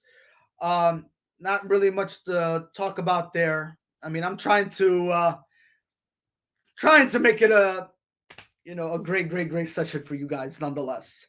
All right. So we did go over NBA games and we did go over NHL games for you, and we did the best to our ability to giving you out the scoring information and up to date on what transpired in those games for you. So hopefully you enjoy some NBA games today, though. There are NBA preseason games scheduled for today, so hopefully you enjoy those. Here's the scoring update coming from the Jets versus the Atlanta Falcons.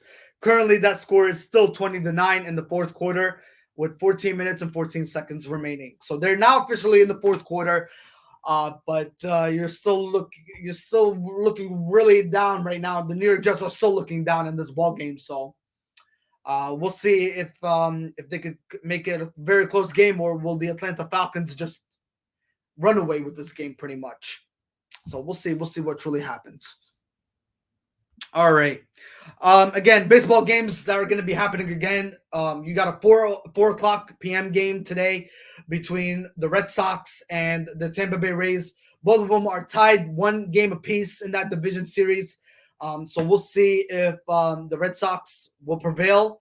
I think that game is scheduled to be at Fenway Park this afternoon. I believe so. I could be wrong. Let me check. Let me check where they're going to be at here. Red Sox. It will be the Red Sox versus the Tampa Bay Rays at Fenway Park this afternoon, 4 p.m. Eastern Time. The game, the division series currently is tied one apiece. So we'll see if the Red Sox could prevail, ladies and gentlemen. We'll see if they can definitely prevail going into today's matchup against the Tampa Bay Rays. Also, you got a late game tonight between the Houston Astros and the Chicago White Sox. The Astros currently lead that division series 2-0. So we'll see what happens with that game. Will the Astros take a commanding 3-0 series lead? Or will the Chicago White Sox figure out how to snag a win today against the Houston Astros? So we'll see what goes on there, ladies and gentlemen. Should be an interesting matchup nonetheless. I would also like to invite my my teacher. I wonder if my teacher will come on here. So let's tag him in. But again, ladies and gentlemen, it's a busy Sunday. It really is a busy Sunday, nonetheless. For everybody, and we totally understand that. We definitely do totally understand that. And we are not holding any grudges. We're not holding any grudges, folks. Definitely no. I mean, we're not. We don't do that. So again, we are doing the best to our ability. We are fulfilling our promise, of course, to you guys. And this is going to be a podcast scheduled program each and every week, Friday, Saturday, and Sunday. Friday and Saturday from 7 p.m. to 11. From 7 p.m. to 11 p.m. 4-hour show. It could be ending early, depends on how the night goes and fares. You can never predict how the day turns out or what it truly might seem to be.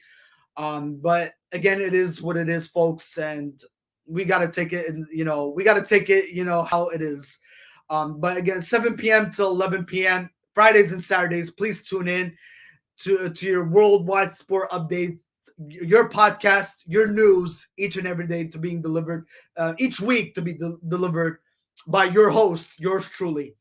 And then Sunday morning from 8 a.m. to 12 p.m., with the exception of today, though. All right, because my alarm clock did not ring, and we had to start a late show. So my apologies. That's my fault. I take full part in that. But we still made the best Sunday podcast show, and we fulfilled to our promise in delivering sports news information right at your fingertips. So again, ladies and gentlemen, we are definitely committed to our promise each and every day. All right. So this is what Worldwide Sport Updates is all about. And I know there's so many podcasts out there that I would like to shout out. I would like to shout out another good friend of mine is his podcast. It's called Godfather Locks. Godfather Locks. If anybody is following Godfather Locks, ladies and gentlemen, I give him a big shout out, a big support to Godfather Locks, where you get your predictions for sports that are happening around the world. So cast your predictions there, cast your votes for Godfather Locks. I think it's you can go to their website too, godfatherlocks.com, or you can follow them on Twitter, especially for the latest on your whatever predictions that games are happening throughout the day. And you could you could definitely get your your predictions definitely in. So nonetheless, folks, Godfather Locks, big shout out to them. A lot of podcasts out there. Also, I want to give a shout out to another friend of mine, On and Off the Field podcast. That's another podcast that you guys could always tune in. It's called On and Off the Field. On and Off the Field, folks. Show them a lot of good support. Follow that podcast information. He's definitely a true Seattle Seahawks fan. And I think he knows who I'm referring to, but it is On and Off the Field podcast, folks. So follow them for also the latest updates on your sports news and information and up-to-date stuff that's happening around the world of sports. But ladies and gentlemen, this is Worldwide Sport Updates, ladies and gentlemen. I'm here, your host, each and every day, Friday, Saturday, and Sunday, committing to you guys what I've always been committed to. And I definitely tremendously I've always loved throughout my whole generation since birth, since my childhood. I've been always a fan of sports. I breathe sports. I love sports. It's very much in my passion, in my blood. It's the best feeling in the world, and I don't regret it one bit, ladies and gentlemen. I really don't. I do not go back to regrets. I do not going back to putting my head down because I have nothing to be putting my head down on. And not to be be fully not to be discouraged nonetheless. So there's nothing to be really discouraged about. Take this as a learning experience, ladies and gentlemen. This is what it's all about. I mean, my podcast just started on Friday, folks, and we're like third week into our podcast, and it is tremendously off to a great start. And it's more weeks to come, folks. It's definitely more weeks to come. So hats off to me, kudos to me, pats off. I give myself a lot of credit, saying to what I truly wanted to say and fulfilling my promise that this is not going to be only a one-time thing, ladies and gentlemen. This is going to be happening, happening constantly throughout the week by week basis. And just delivering sports to you guys throughout each and every week that we are committed to, Friday, Saturday, and Sunday. And I don't take this None whatsoever. I don't feel no regrets at all. This is an amazing feeling to accomplish. It's not an easy thing to do, folks. Sports is a tough task. And I'm glad I got the job done. I hold the title now. I hold the title. You're kind of like now a true leader and an inspiration to everybody, and not to mention, saying in the same sentence to overcoming perseverance and adversity is truly an amazing feeling and a great accomplishment. To getting this under my belt, the last 2 years of college is just truly an amazing feeling, folks. And I do not feel any regrets, none whatsoever. And I'm glad. Another thing I am very glad and excited that I am doing is getting this community together. And this is what it's all about. It's definitely getting this community together, getting them involved, and just cherishing the laughing moments, getting laughs, getting being inspired, and interacting with a lot of people here in your community as being socially involved with this community and getting them together, talking sports and interacting with them.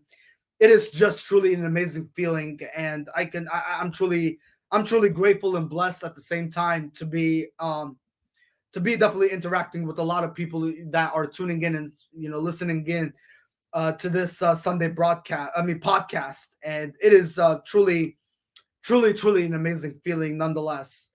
And I'm glad to be definitely a part with you guys in general as a whole. And it's just truly an amazing feeling that I will cherish forever. And it's again, it's a learning experience, folks. Don't be down on yourself. Don't be discouraged. That's what That's what all my advisors and my counselors and my teachers always have told me.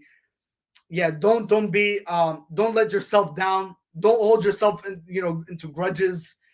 Keep yourself positive and high, and it will get better each and every day, each and every single day. It will get to where it needs to be. And like everybody says, folks, when you're surrounded by good people, when you're surrounded by good friends, when you're surrounded by people that they care for your success, they want to see you succeed, they want to see you to get where you need to be. That is something that you will cherish forever, and you're pretty much at a loss of words. um and that's something that I'm so grateful and thankful at the same time. But what I'm trying to get at, ladies and gentlemen, is when you are surrounded by great people, when you're surrounded by positive influences, and not to mention when you are going through a mental health stage. Mental health, ladies and gentlemen, is a serious factor. It is definitely a serious factor. Mental health is no joke. A lot of people are going through depression.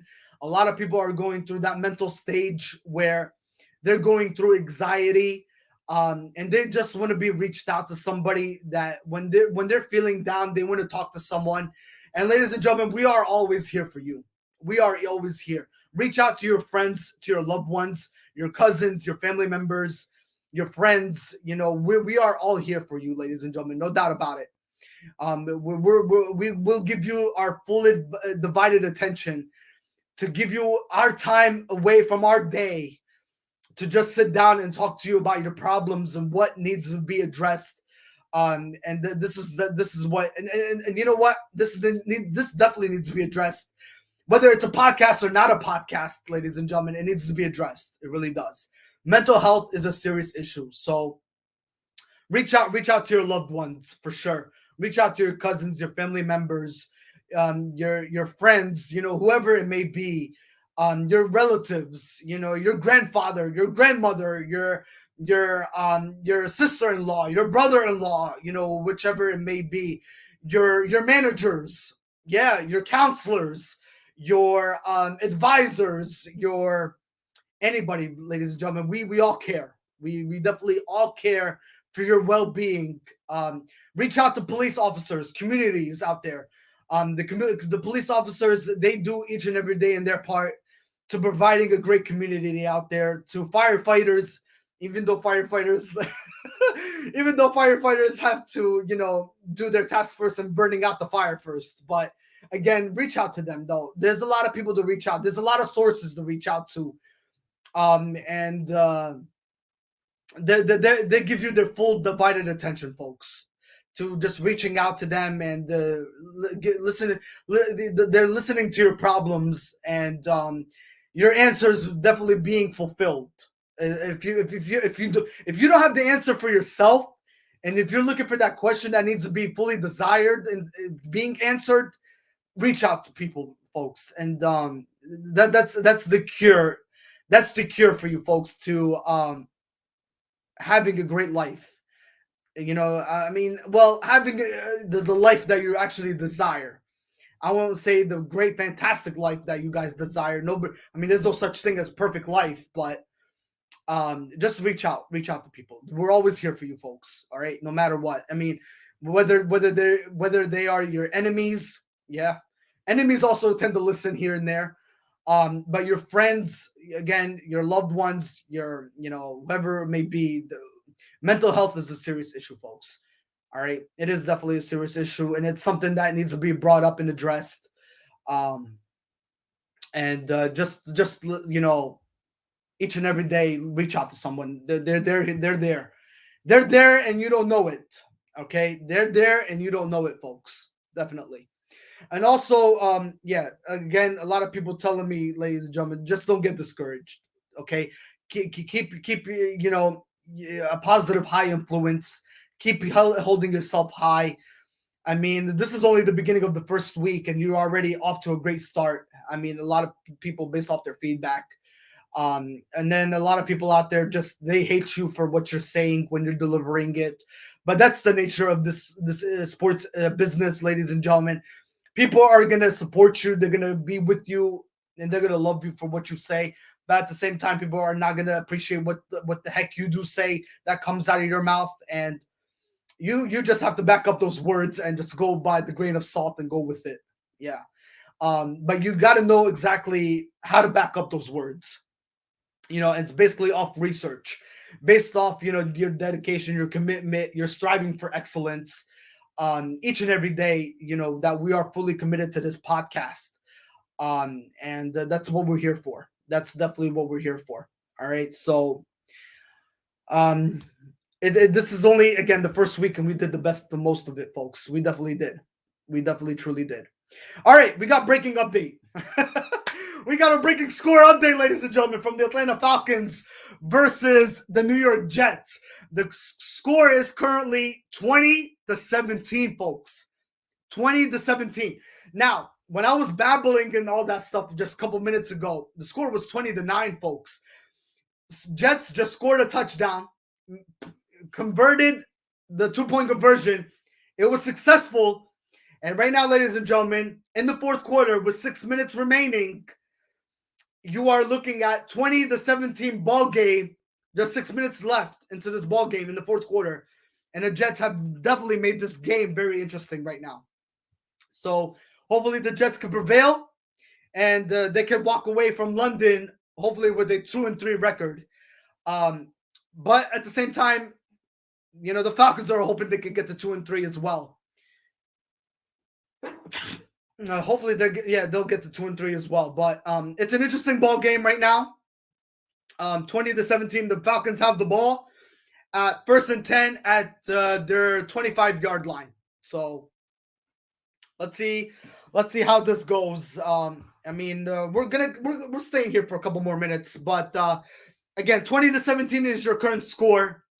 So I know to all the Jets fans out there that are listening in right now, this is some exciting news for you guys to hear.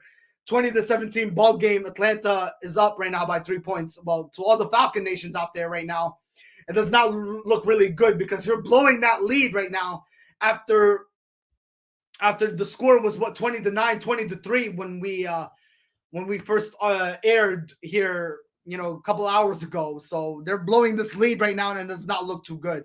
They haven't scored since actually the first half. The Atlanta Falcons, ladies and gentlemen, they have not scored since the first half. And it does not look good so far. But the Jets are attacking, and they're knocking on the door to take maybe this commanding lead if they get the ball back. And fly out of London probably with a 2-3 record, hopefully. So fingers crossed there. All right, so let's see. Well, let's see how that truly unfolds and transpires. Going into 5 minutes left into this ball game between the Jets and the Atlanta Falcons. And you know what? With 5 minutes remaining, why the heck not? Let's just stay here on this on air until 12:30, so we can give you so that way we could go um, through it all, through the whole thing, through the whole game segment here, and just give you the final score once it's all said and done. Why the heck not? You know what? This is our dedication and commitment to worldwide sport updates. So, yeah, might as well just stay 4 minutes remaining into the game and just wait until the final score comes in. That way we can give it to you folks.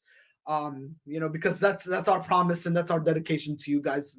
No doubt about it. No doubt about it. All right. So again, ladies and gentlemen, to all the people that I tagged on here, again, I fully understand you guys can't make it. It is a busy Sunday, and not to mention yesterday I had a podcast last night. Again, that was expected to run for 4 hours, but we for some odd reason it got cut short because we were going through technical difficulties on our software. It always becomes a system issue with Facebook. It really does. I don't know what's going on with Facebook as of late. Again, when they had that that system outage last week, Facebook started having a controversy on day one where everything was just lights out, shut out. It did not look good for Facebook at all. I think Facebook was out for a portion of the time, and I believe Instagram was out for a portion of the time too. So, and not to mention, I think WhatsApp was out for a portion of the time last week, so nobody could communicate with anybody. And I think it was last Monday. Yeah, of course, it was last Monday. Of course, nobody could communicate with anyone due to that outage that Facebook and Instagram and WhatsApp had to suffer through last Monday. So not good. But hopefully they could fix it and everything could get back to normal here. So yeah, we did have a system error issue last night, but again, I think we were on for about 2 hours and 53 minutes yesterday. I think it was. Yeah. So it was 2 hours and 53 minutes. We were on the show yesterday. We did get a full 4. We did get a full 4 hours on Friday though. Yeah. So 2 hours yesterday, 2 hours and 53 minutes yesterday. And then 4 hours on Friday. So we did the best we can, and we're doing an awesome job today, of course. But unfortunately, I don't think it'll be 4 hours. I think it'll be 3 hours and some change. We'll be ending today. But unfortunately, we did the best, and we had an awesome show nonetheless on this Friday. On this Sunday morning. Your podcast, your news, worldwide sport updates. So again, ladies and gentlemen, we're gonna stick here through thick and thin. 3 minutes left into this football game. The Jets right now are losing by 3 points to the Atlanta Falcons, 20-17. With 3 minutes left in the fourth quarter. So hopefully the Jets get the ball back and they make things very interesting here. And I did predict the Jets to win this game, right? When we started this show, I did pick the Jets to win this football game. So it could come down to that. Right? Because the Falcons have not scored since first half, ladies and gentlemen. That is sad that they have not scored since the first half. So the Jets are knocking on the doorstep here. So hopefully they get the ball back and they make some noise. So we'll see what truly unfolds here. So let's look at it. Can we look at stats at all? Can we look at stats? Yeah. So Zach Wilson, even though 0 touchdowns, 1 interception, 13 for 23 completion attempts, currently 123 yards through the air. And as far as the Atlanta Falcons are concerned, 33 for 45 completion attempts, 342 yards, 2 touchdowns, 0 interceptions by Matt Ryan. So Zach, I think right now that Jets team is really relying on their running game. pretty much where Matt Carter is in the backfield there, and he's carrying the load for the New York Jets with 10 carries, 38 yards, and one touchdown. And Johnson has 4 carries, 12 yards, and one touchdown. So, and then Coleman has 3 carries, 11 yards, 0 touchdowns. But again, those three in the backfield are carrying the load for the New York Jets right now and keeping it at a very close game. Right now, we only have 2 minutes left remaining between the Atlanta Falcons and the New York Jets. And the score, ladies and gentlemen, is 20-17. That's your football game right there currently right now with 2 minutes left remaining. The Falcons still have the ball, so yeah, the Jets definitely need to get the ball back here. So let's see what happens with these 2 minutes remaining. All right. So, ladies and gentlemen, hopefully everybody again enjoyed this podcast. Everybody had a great day on your Sunday morning, and we delivered a lot of great news and information throughout the whole Sunday morning podcast segment. Guys, without you, this would never happen. Again, I just want to remind again to all my supporters, to all my sports people who really love sports in general. Again, without you guys, none of this would have happened. Again, I want to thank to all my sports marketers, my previous sports marketers that worked with me, that are being a part of my team, and then to my supporters that have been dedicated to worldwide sport updates through thick and thin throughout the last 2 to 3 years. You guys are really much appreciated nonetheless. And none of this would have happened without you guys. And you guys are pretty much to be recognized for all this. But at the same time, I am definitely grateful and blessed to where I have come, to where I truly am at, where I am at today, to getting this far, folks. Definitely to getting this far and accomplishing what I've always been passionate about, to accomplishing my goals, to accomplishing my dreams, to potentially getting further and further ahead in life in this amazing sporting field, and more future years to come. And ladies and gentlemen, it's all about networking. It's all about networking. You know, when you get associated with your counselors, with your advisors, with your teachers, you know, with everybody, it's all about networking. It's all about networking yourself, staying always on that positive high level that you've always, you know, you are hoping to grasp and achieve into your future endeavors. And this is what it's all about, folks. This is what it's truly all about. And we just gotta keep just never giving up. That's what I mean. No matter what the circumstances or situation or criteria or, you know, aspects of it might be, it's never give up, because the word give up never exists in anybody's vocabulary. Pretty much is what I'm trying to get at here. So always be an inspiration to everybody that look up to you, a true leader, a true admiration, nonetheless. And you will pretty much get where you want to be, moving forward. Nonetheless. All right. Let's give you a scoring update between the Jets and the Atlanta Falcons. With I believe, let's see. With 2 minutes remaining, the Atlanta Falcons just scored a touchdown. So the Atlanta Falcons are now up 27-17 against the New York Football Jets. So pretty much the Atlanta Falcons have wrapped it up. So the Atlanta Falcons will be moving on to 2-3. And the Jets, unfortunately, not good for the New York Football Jets, as they will be falling to 1-4 on the season.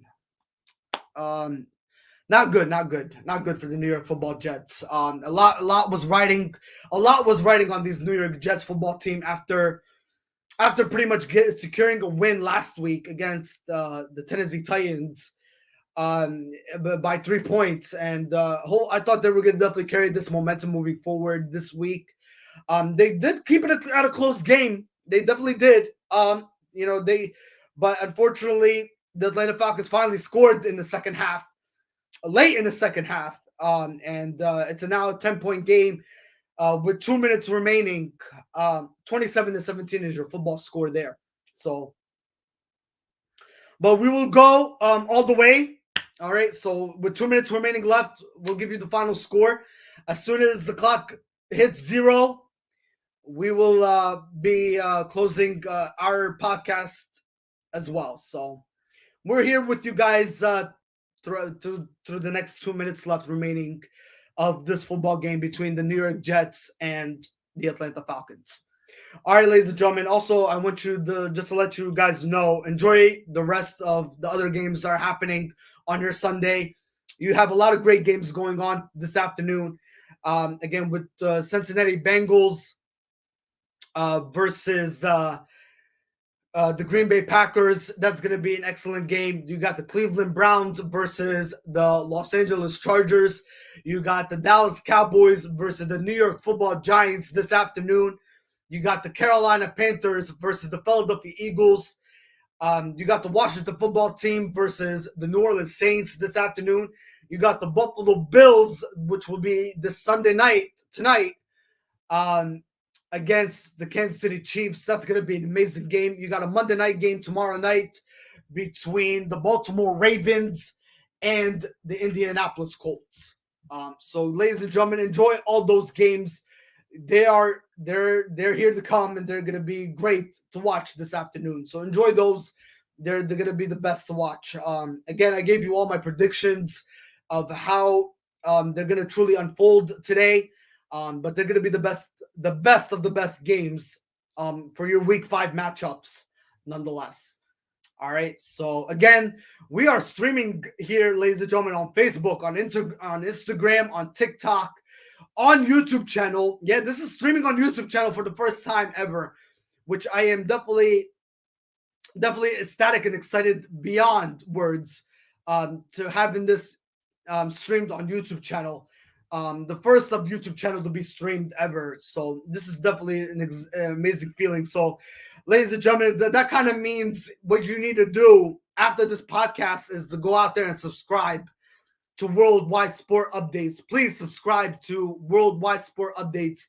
It is the officially debut actually being streamed on YouTube channel, which is really awesome stuff nonetheless. So awesome stuff, no doubt about it.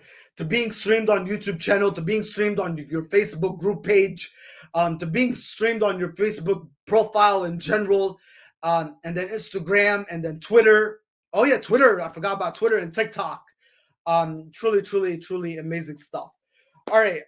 1 minute. Yeah, 1 minute and 22 seconds remaining. The Jets have the ball at midfield, actually. Again, the score is 27-17. Atlanta Falcons. Atlanta is about to run away with this game. They're about to improve to 2-3 on the season as they fly out of London and go back to Atlanta, hot Atlanta.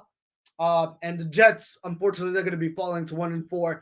Something the Jets definitely couldn't look forward to.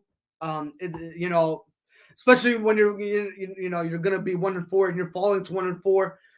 Something not to look forward to at all. It's not good. So they have definitely they have a lot in that franchise organization that still needs to be addressed. And Zach Wilson, ladies and gentlemen, is still he's still finding his rhythm and his comfort level, ladies and gentlemen, so to speak, to exactly how he's trying to figure himself as a quarterback, and just transitioning again from BYU out of college, going to the NFL pros. It takes a whole time. It takes a while, folks, really to adjust and to get into rhythm of the NFL, of the of National Football League, pro football of sports. It definitely does take a while to adjust. And not to mention you got a different head coach and you're learning, different game plans, different schemes. You're understanding, the defense each and every week when you're facing your opponents.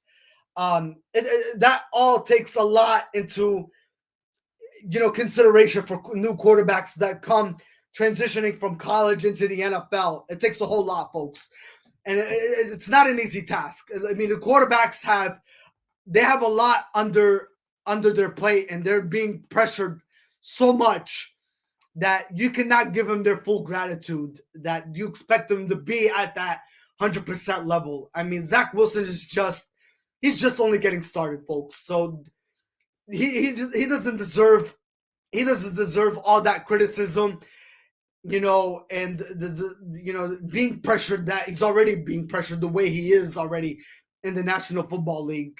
And he's only getting into rhythm, and he's still understanding the style of football. And it's gonna take a while. It's not an easy job, ladies and gentlemen. It's not an easy sport. It's gonna take so many years to come. But again, they have the MetLife Stadium and the New York Jets organization. They have full confidence in Zach Wilson moving forward in his future career, ladies and gentlemen. And this is only the beginning. This is only the beginning. This is not the end. We say this to everybody. This is only the beginning. This is not the end, folks. It's gonna take definitely a while to really adjust to where and finding your comfort zone, so to speak. That's what I was trying to get at with the football analogy of words. But it will happen for Zach Wilson, of course. It will. And Robert Slay, of course, the new head coach of the New York Jets, which he's definitely getting acclimated to that Jets organization, and getting to where he is, where he needs to be, and getting situated with that Jets organization. And all that will come, as time progresses. But they need to start figuring out exactly what needs to be addressed, and where those holes need to be filled. I mean, more playmakers is exactly what the Jets need moving forward, and all that will come, if they do get some amazing draft picks in the near future. I mean, I don't know. I'm not gonna say anything right now. I don't know what the record stands for the New York Jets. I mean, if they don't win any more games the rest of the season, I'm not gonna say that. Hopefully, they get more wins under their belt. But if let's say they hypothetically they don't, they're gonna have great future picks in the NFL draft. So great pickups in the NFL draft in the future years to come, and that's where you have to take advantage of it, and pick out those playmakers that will definitely be scouting in college, that will give you the boost that you're looking for and desire as they transition again from college to the NFL. All right. Here's the scoring update from the Jets versus the Atlanta Falcons. 22 seconds left remaining in the fourth quarter. 27-17. Pretty much the Jets have the ball right now. Let's see if they make anything with 22 seconds remaining. But as of right now, it looks like this is pretty much your final score there. So it could be your final score with 22 seconds remaining. So let's see where what transpires with 22 seconds left. So the Jets, again, ladies and gentlemen, are down by 10 points against the Atlanta Falcons. 27-17 is your current score there, with 22 seconds remaining. All right, so we're here with you guys. We're here with you. We're here and to give you the final score as soon as the clock hits 0. All right. So again, ladies and gentlemen, thank you so much for interacting again, for coming on here. Not a big, huge audience tonight. This morning. No worries about that. We totally understand it. We take it in full consideration, folks. So Yeah, we take it by a grain of salt, and we move forward, ladies and gentlemen. Always never look back. Just continue to progress and move forward. Here as the week progress, and things definitely are looking forward to come in the worldwide sports update podcast. Your news, your podcast, that's for sure. And I always say that your news, your podcast, your worldwide sport updates with your host, Joey Hadid. All right. So, ladies and gentlemen, we got a scoring update again. 17 seconds remaining. The Jets are now down by 7 points to the Atlanta Falcons.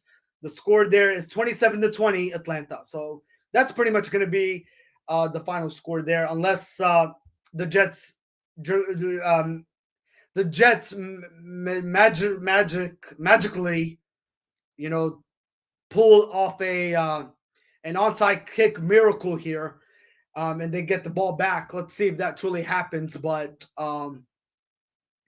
yeah, they're down right now, 27-20 as we speak, with 17 seconds remaining. So if the Jets do decide to go for an onside kick here, and they do recover the ball, let's see if they do get the ball back with 17 seconds remaining. But um, I kind of feel like I think this is going to be pretty much wrapped up. So let's see what happens. It is 12:30 p.m. We are supposed to wrap things up, but again, we're gonna stay through thick and thin here until the last game. Down to the wire here between the Falcons and the Jets. So as soon as the clock hits zero, folks, we will be definitely shooting having a great day message in a couple minutes. So bear with us. We're here through thick and thin with you guys, and giving you the final score update between the Atlanta Falcons and the New York Jets. All right, so let's refresh. Again, we don't know what's going on right now. So again, the 17 seconds remaining into this football game. 27-20 is your score right now. Atlanta is leading by 7 points. All right, so let's wait and see what transpires with 17 seconds remaining. I mean, you never know. Magically the Jets could get the ball back and recover the ball, and they have a couple of seconds left on the clock, and they could possibly score a touchdown and send this game to overtime, which would be really nice for London, actually, to experience. All right, here it is, ladies and gentlemen, your final score between the Atlanta Falcons and the New York Jets: 27-20 Atlanta. And the Atlanta Falcons have improved to 2-3 on the season, while the Jets fall to 1-4. All right, ladies and gentlemen, thank you for tuning in to Worldwide Sport Updates. It has been a tremendous day with you guys on this Sunday morning. Thank you for being a part of Worldwide Sport Updates. Truly, truly appreciate you all. God bless. Enjoy the rest of your work week. Anything in general, I will see you guys on Friday, possibly in Jacksonville.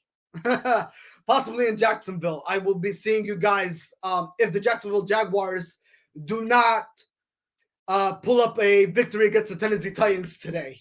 Oh my God, it's not gonna look good for the Jacksonville Jaguars, so to speak.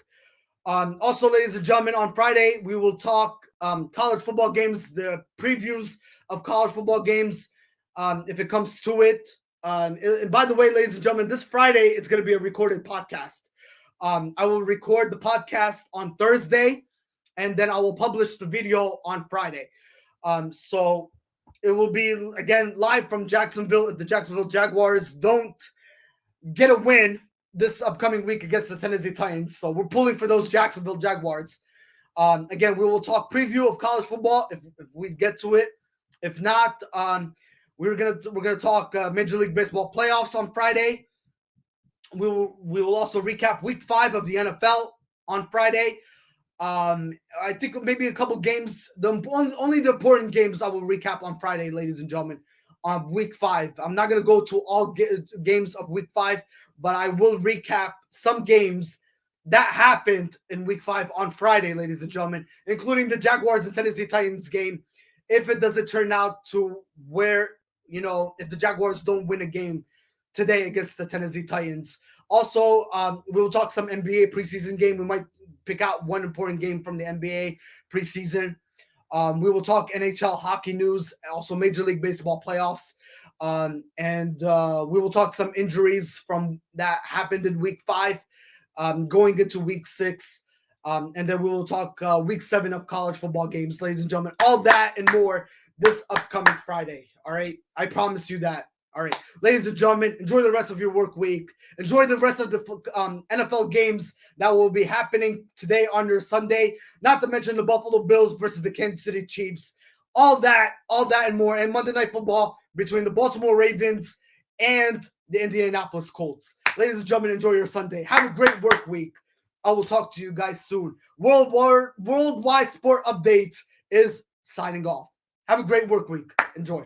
Talk to you guys soon. Bye-bye.